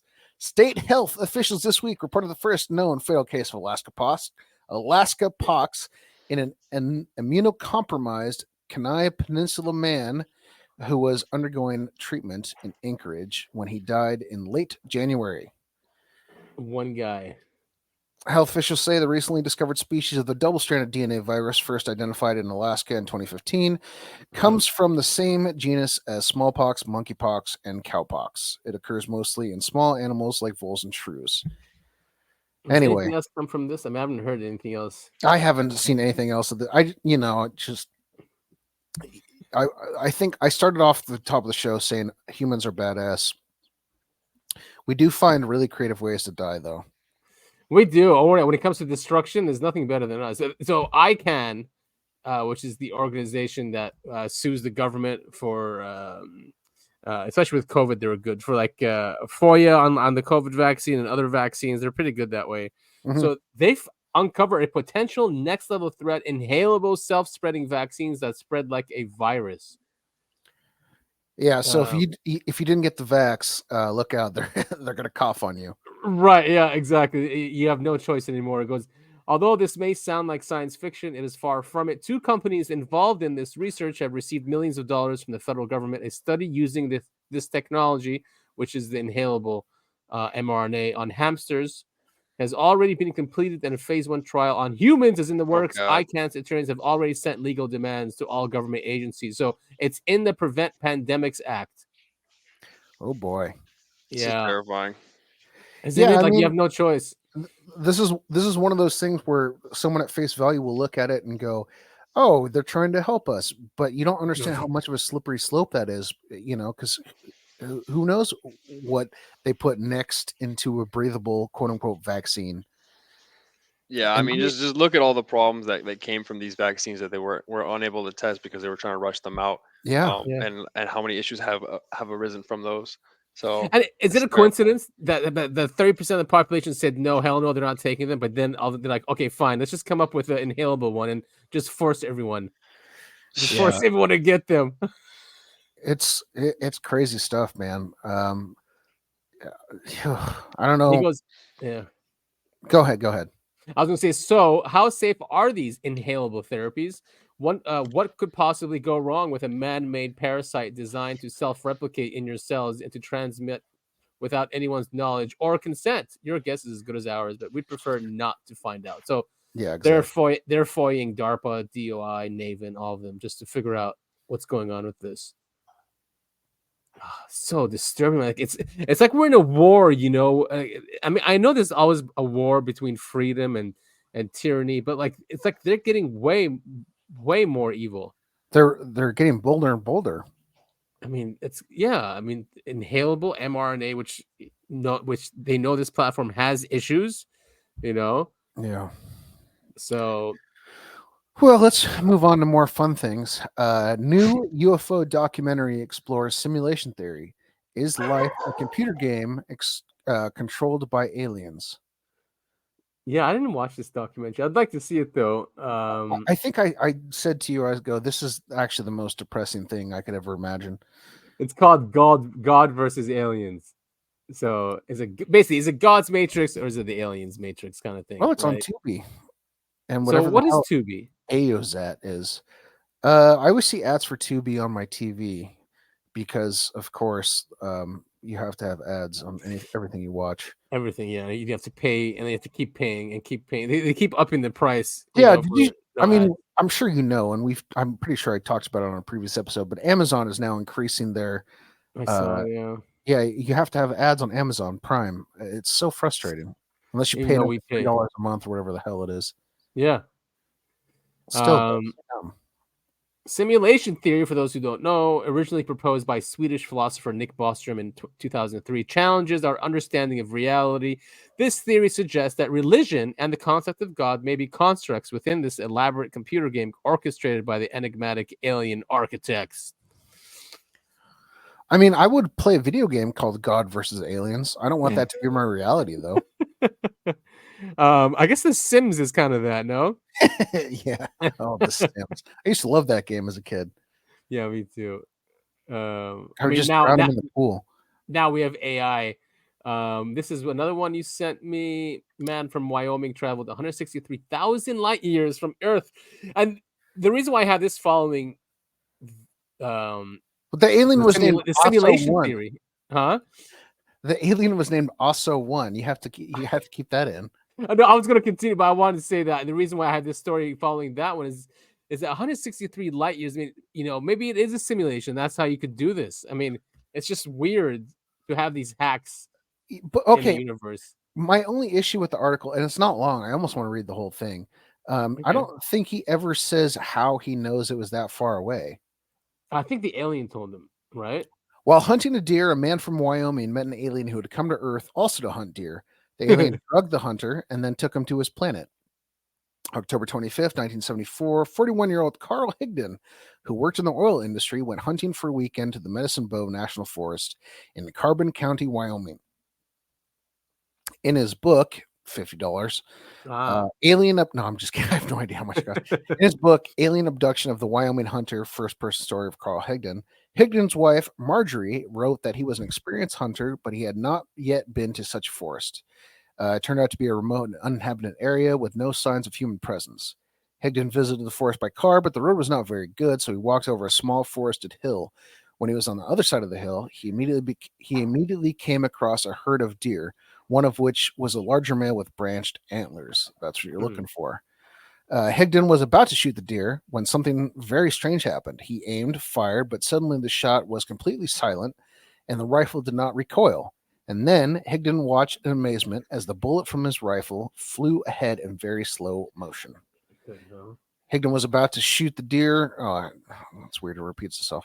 At such a slow pace, the bullet flew only a few meters and then fell sharply to the ground as if it had hit something invisible. When the hunter looked at this and then wondered, he noticed the whole atmosphere around him became tense as if filled with static electricity. He went to the bullet to pick it up, saw it was flattened as if it had hit something very strong. The deer had fled by that time, but Higdon was not alone. He heard branches crunching. He looked to the right. In the shade of the trees, he saw a human figure, and there's a picture here, which is really kind of creepy. Yeah. Floating, no ears, humanoid, antenna sticking out of where the eyebrows kind of are. Yeah.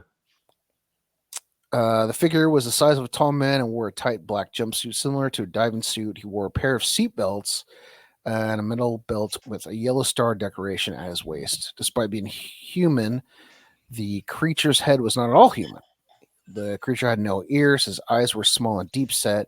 His mouth was an open slit from which 3 large teeth were visible and 2 short antennae grew up from his forehead.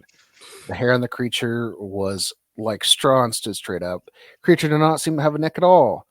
The head, which was eerie, it sat directly on its shoulders, merging with his body. The arms were very long, with one arm had something like a chisel instead of a wrist at the end, and the other had no wrist at all. Strange entity looked at Higdon for a few moments and then took a few steps toward him and asked him in English. Yeah. Yeah, a little bit bizarre. Higdon answered okay after a couple of seconds because this is a fantastic first contact story. Creature nodded that. Okay. The creature nodded at that, came over, didn't look threatening, and then asked Higdon if he was hungry. This is a great hunting story. Without waiting for the hunter's response, the creature pulled out a plastic bag from somewhere and sent it through the air as if using telekinetics towards the hunter. He caught the package and somehow opened it and found 4 pills inside. The creature said the pills would keep him full for the day. Hunter pulled one out and swallowed. Weird. Well, that's a weird choice. Put the rest in his pocket. What if it was? Sounds good. What if it was ecstasy? Yeah, exactly. Oh, Or hey, something hallucinogenic. You're handing me pills? I'll take them, sure. Yeah. Creature introduced itself, said its name was Osso-1, and then pointed to something behind it.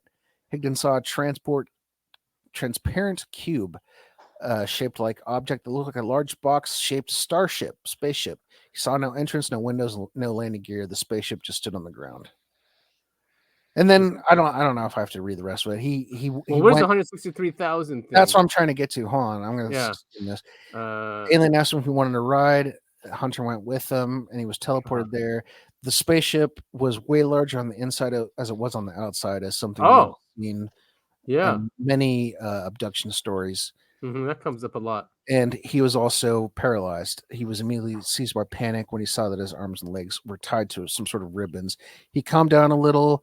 I know the ship grabbed one of the deer that they were hunting. Creature put a helmet on its head. He saw his car was at the bottom of the hill. They flew even higher, reached the Earth's orbit. See, that's what it just says right there. Then they flew deep space around 163,000 light years away from Earth. It doesn't say how. The whole crux. So how would he know that? How would he know how far it is? Exactly. Yeah. But when they bring him back, I think he said he met some of the other aliens, but his car was not in the same place that he parked it in. There were no tire tracks where the car, was parked. So they only come here for hunting. He goes, what happened next? Higdon hardly remembers. At some point, he saw a group of people outside, but he did not understand why they were there and who they were. And then also told him that his race regularly flies to Earth for hunting. Isn't then the that hunter was placed in a room where he was. Isn't that literally the plot of Predator? Is it? I don't know. I mean, the first one. Yeah. Well, actually, and Prey was really good, by the way. Anyway, I think we can move on. But this guy had the flattened bullet, which is kind of the crux of this story. When is this story from? Did you say where? When is it? Is it recent? Because the pictures look older. I think it's probably in the 74, 60s or right? 70s. 74, you said? Yep. 74. Yep, 74. Good memory. Yeah. Anyway, cool story. Alien abduction stories, even as bizarre and weird as they can be, and likely a lot of them are fake. But so playing devil's advocate, if there was intelligent species from another planet, what's the chance they would actually be humanoid, like have 2 legs, 2 arms, and a body and a head? Yeah, and Yeah, a lot of people ask that. I mean, that's something we've talked about before. I mean, if you go into fractals, if you go into these things, well, and there's the scientific theory that is the most efficient way a being can be. 2 legs, well, like a cephalopod. And that literally God's that way, and that's why. So intelligence is gonna. Yeah, it's just the most like you always hear the thing about humans are they can literally run the longest, more than any animal on the planet. Even our robots, we make them like us, right? I mean, they don't have to be. Yeah, but it's just the most efficient way for life to be, and that's one of the reasons we evolved the way we have. I guess it would depend on the atmosphere on the other planet. Right. Yeah. I mean, some will be bigger, some will be smaller, but you're right. A lot of them are humanoids, but a lot of them are insect-like too. But even the insect-like ones are also kind of humanoid in a way, where they stand up on 2. Yeah, you got You guys saw The Arrival, right? Yeah. I thought that one was a pretty cool description. It was a newer description of an alien, right? It was like cephalopods with the huge giant cephalopods. Right. Mika, yeah, that's a great movie. Didn't you and I see that in theaters, like when it first came out? I think so. Yeah, I like that movie a lot. Yeah, that movie's great. All right, the rest of stuff is mostly political, not UFO. I know we're coming up on almost 2 hours now. Let's try and buzz through it here, like one minute each. Let's see what we got. You sent me this one about the cover up of the Las Vegas shooting. Yeah, okay. This is not something we can cover in 1 minute. No way. Then the Amber Alert you sent me. This happened last year, but apparently, you want to tell us what this is? Yeah, California is doing Amber Alert specifically for Black kids and calling it an Ebony Alert. Ebony Alert. And then there also is a Feather Alert for Native Americans. So and a Yellow Alert too. You're right. Yeah, but a Yellow Alert is for hit and runs apparently. So it's not. It doesn't have to do with race, but so the point of this is to bring more awareness to the lesser like people that don't get enough news coverage, right? Yeah. Yeah, and further with dividing us, because this will take priority over anything else. That's what I'm seeing as well. But I think I'm trying to look at the devil's advocate, like the positive side of it, and like why would they create this, and that's what I'm thinking is just trying to bring awareness. I think in the article it actually says that they get lost way more, but there's not enough attention. So yes, it always comes from a good place. It does. It's horseshoe theory all over again. The further left you go, you become right, and the further right you go, you become left. I mean, when you start separating people by race and judging people by race, depending on the context, that's either super liberal or it's super racist. You know, but it's the same thing. You're still judging people based on their race. Exactly. Yeah. That's what I'm saying. Like, you're still talking about race. You're still talking about how people look. Yeah. But yeah, so I do want to real quick go back. We really should do a full episode on the Las Vegas shooting. That video, I recommend everyone watch that. It's a doc. She's a documentarian, and she brings up all of the weird stuff. I mean, people who are interviewed right after the shootings happened. There's so many inconsistencies that don't line up with the official story. It's a bizarre, and still to this day, they say, you know, they don't have any official story as to why Paddock did what he did. Well, you know, Paddock worked for a defense contractor. I did know that, and then I know his brother got found with like 10 terabytes of child porn or something ridiculous. Right, exactly. After he spoke out. Yeah. And it was a company before Lockheed Martin, so he was the CFO. And you know, there were also something about Saudi princes were there in Vegas, and they got that was something else too. Yeah, that it might have been a hit job to MBI that went wrong. Yeah, right. Or was it Prince Waleed? Sorry, Prince Waleed was there, and MBI won again. But yeah, I don't know if the national security state would be, you know, doing what it did. It's very weird. And speaking of the national security state, this is another great interview Tucker has done with Mike Benz, basically saying that, you know, all the laws or our entire history of the national security state of going against foreigners like the CIA, the NSA, all those people, right? For the first time, we took all those tools and turned it to the U.S. population and started censoring. So it's a longer clip, but there's a good summary in the beginning of basically what what's going on, and it's serious. You know, they're trying to find loopholes in how to spy on the U.S. population, which is extremely illegal, which we were told would never happen, right? Especially when we passed the Patriot Act and FISA. So all of this now is being used against the American population. Did Tucker meet? Did he meet with? What's the guy's name? The hacker who worked for the NSA. Oh, Benny, Snowden. You're talking about Snowden, right? Snowden, yeah, Snowden. Did he meet with Snowden? I don't think so. No, that would have been a really good Bill opportunity. Binney is a good one too. Binney actually got himself immunity before even going to court. He's a genius. He was taking a shower at 6 a.m. They came after him with guns in the bathroom. He's like, "What are you guys doing?" Because he was gonna blow the whistle on what the NSA was doing. Apparently, he's the one who built the program. He programmed the program to spy, you know, using the internet to spy. But then he blew the whistle, saying that they're using it against American people. So it's just so corrupt, man. The whole system is so corrupt. But this is a great interview.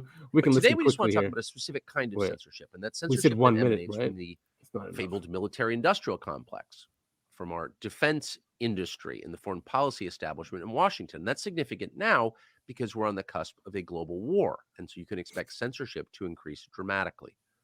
And so with that, here is Mike Benz, Executive Director of Foundation for Freedom Online. Mike, thanks so much for joining us. And I just can't overstate to our audience how exhaustive and comprehensive your knowledge is on this topic. It's almost unbelievable. And so if you could just walk us through how the foreign policy establishment and defense contractors and DOD and just the whole cluster, the constellation of defense-related, publicly funded institutions strip from us our freedom of speech. Sure. You know, one of the easiest ways to actually start the story is really with the story of internet freedom and its switch from internet freedom to internet censorship, because free speech on the internet was an instrument of statecraft almost from the outset of the privatization of the internet in 1991.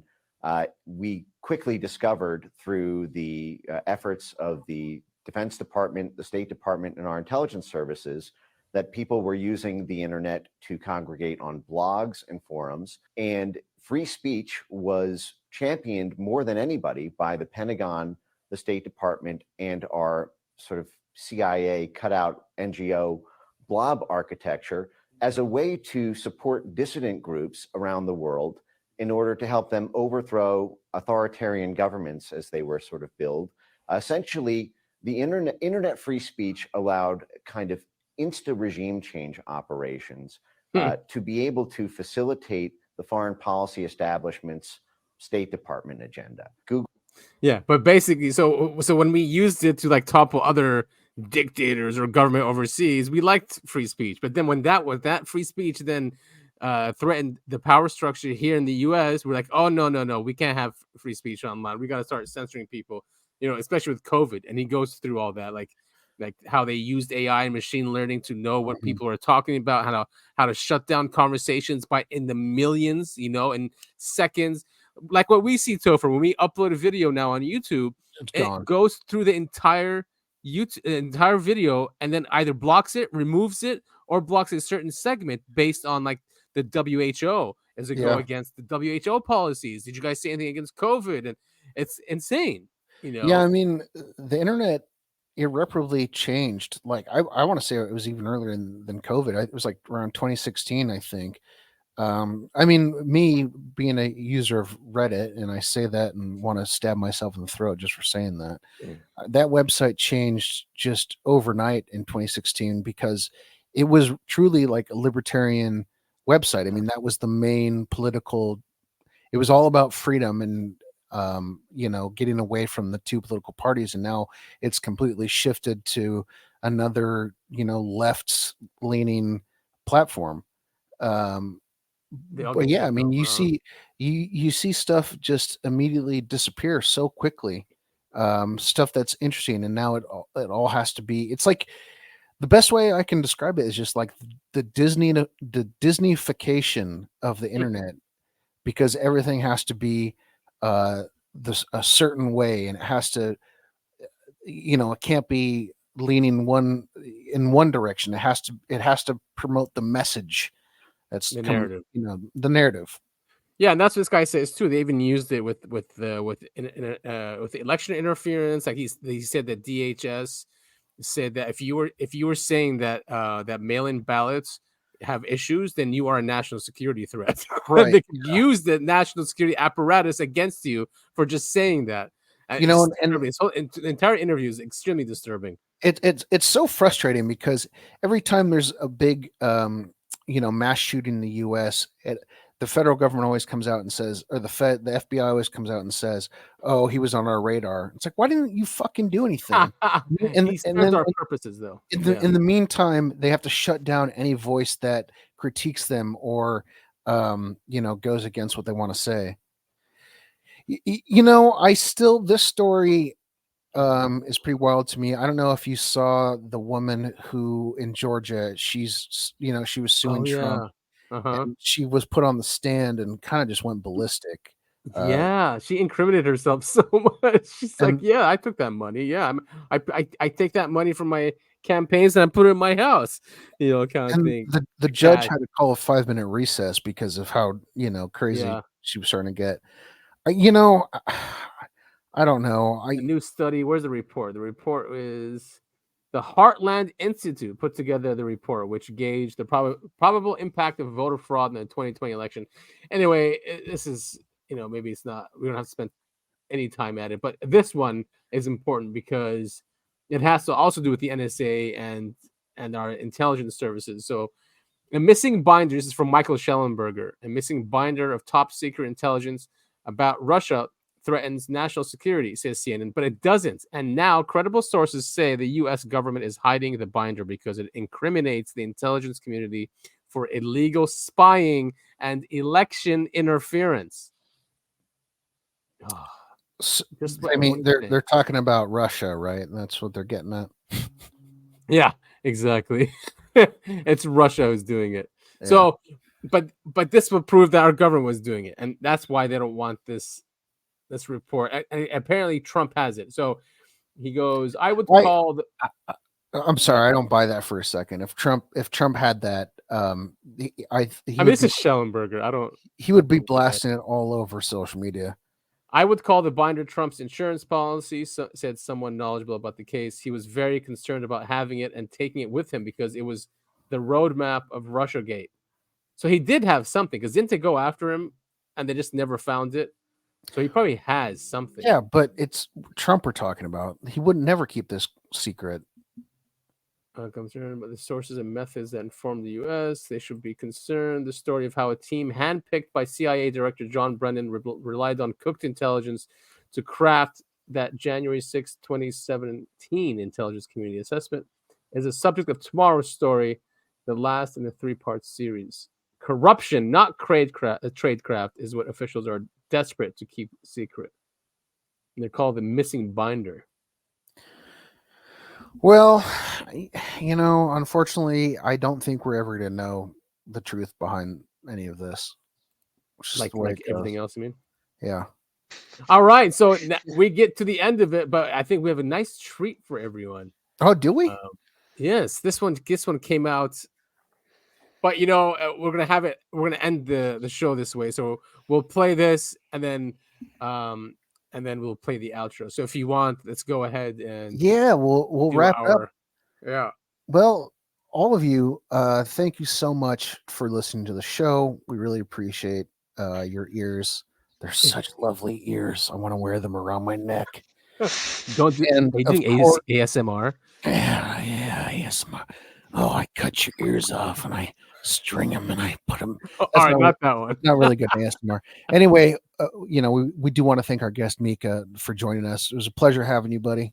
Yeah, it was a pleasure being here, guys. I learned a lot, within these 2 hours here, and hopefully I was able to contribute a little bit. But yeah, man, thank you guys for the invite. And anytime you want me to come on, I'm happy to. Oh, nice. All right. Well, the invitation stands, and we'll probably see you next week, hopefully. Awesome.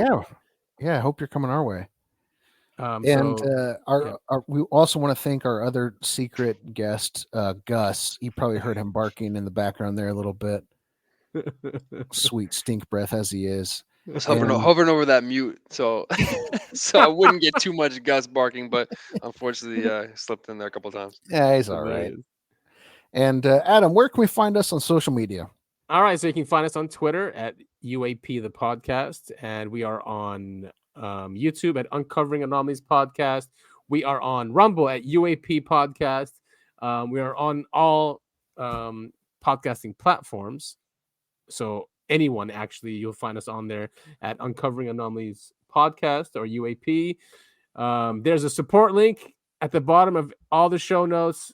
Send this to Alabama, people. Yeah, exactly. Not Arkansas, though. Not Arkansas, no. Definitely not Arkansas. Screw that place. But thank you to our global audience, the US, Canada, UK, Australia, New Zealand. Israel's up there too. We have the UAE also. And Brits. It's nice to go through the list. Brits, sorry about the jokes about your teeth. Your teeth are fine. Yeah, London's supposedly a major area that listen to this show. So, but again, thank you everyone for your support. We really appreciate it. Reach out to us if you guys want us to cover anything in specific, or any feedback on the show. Really helps us a lot. Yeah, we'd love to hear your feedback. And of course, if you have been abducted by aliens or the government, if you've been black bagged by the CIA and you escaped, please hit us up and tell us your story. We'd love to hear it. Yeah, and this is a really cool rap song. It just came out today, actually, so I'm sure it's gonna blow up for sure. Gold records. Yeah, the lyrics are awesome. So let's take a listen to this. Oh, hit that loading screen.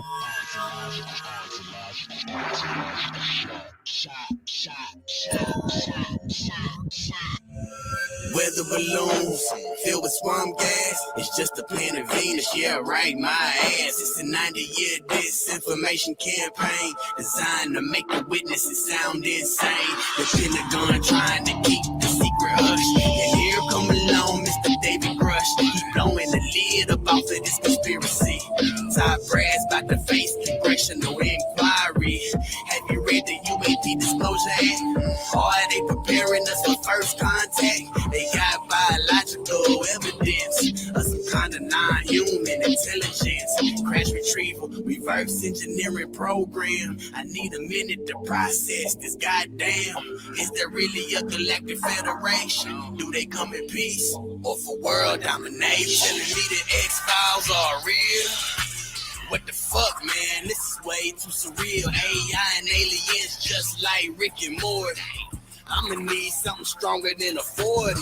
I keep straddling the fence. Two hemispheres fighting with this cognitive dissonance. I'm going into ontological shock. Tell me, is this legit or is this a psyop? Alien tech could give us free energy. We can end world hunger and poverty. Keeping it classified is just insanity. This is a crime against all humanity. They want to weaponize the tech for a profit. They keep us in the dark and feed us bullshit. Screw the mushroom treatment and being gaslit. Tell us the truth, we can handle it. Keeping this a secret is treason. The homie rule, it exists for a reason. Hit them where it hurts, right in their bankroll. Put them in the poorhouse, watch them do damage control. It ain't gonna give you retroactive immunity. It ain't gonna let you act with impunity. You got bigger problems than the public scrutiny. The cat's out the bag, y'all gonna face immunity. You telling me the X-Files are real? What the fuck, man? This is way too surreal. AI and aliens just like Rick and Morty. I'ma need something stronger than a 40. I keep straddling the fence. Two hemispheres fighting with this cognitive dissonance. I'm going into ontological shock. Tell me, is this legit or is this a psyop?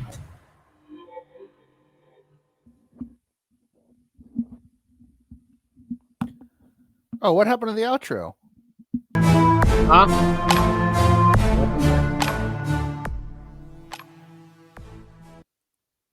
We messed that one up, didn't we?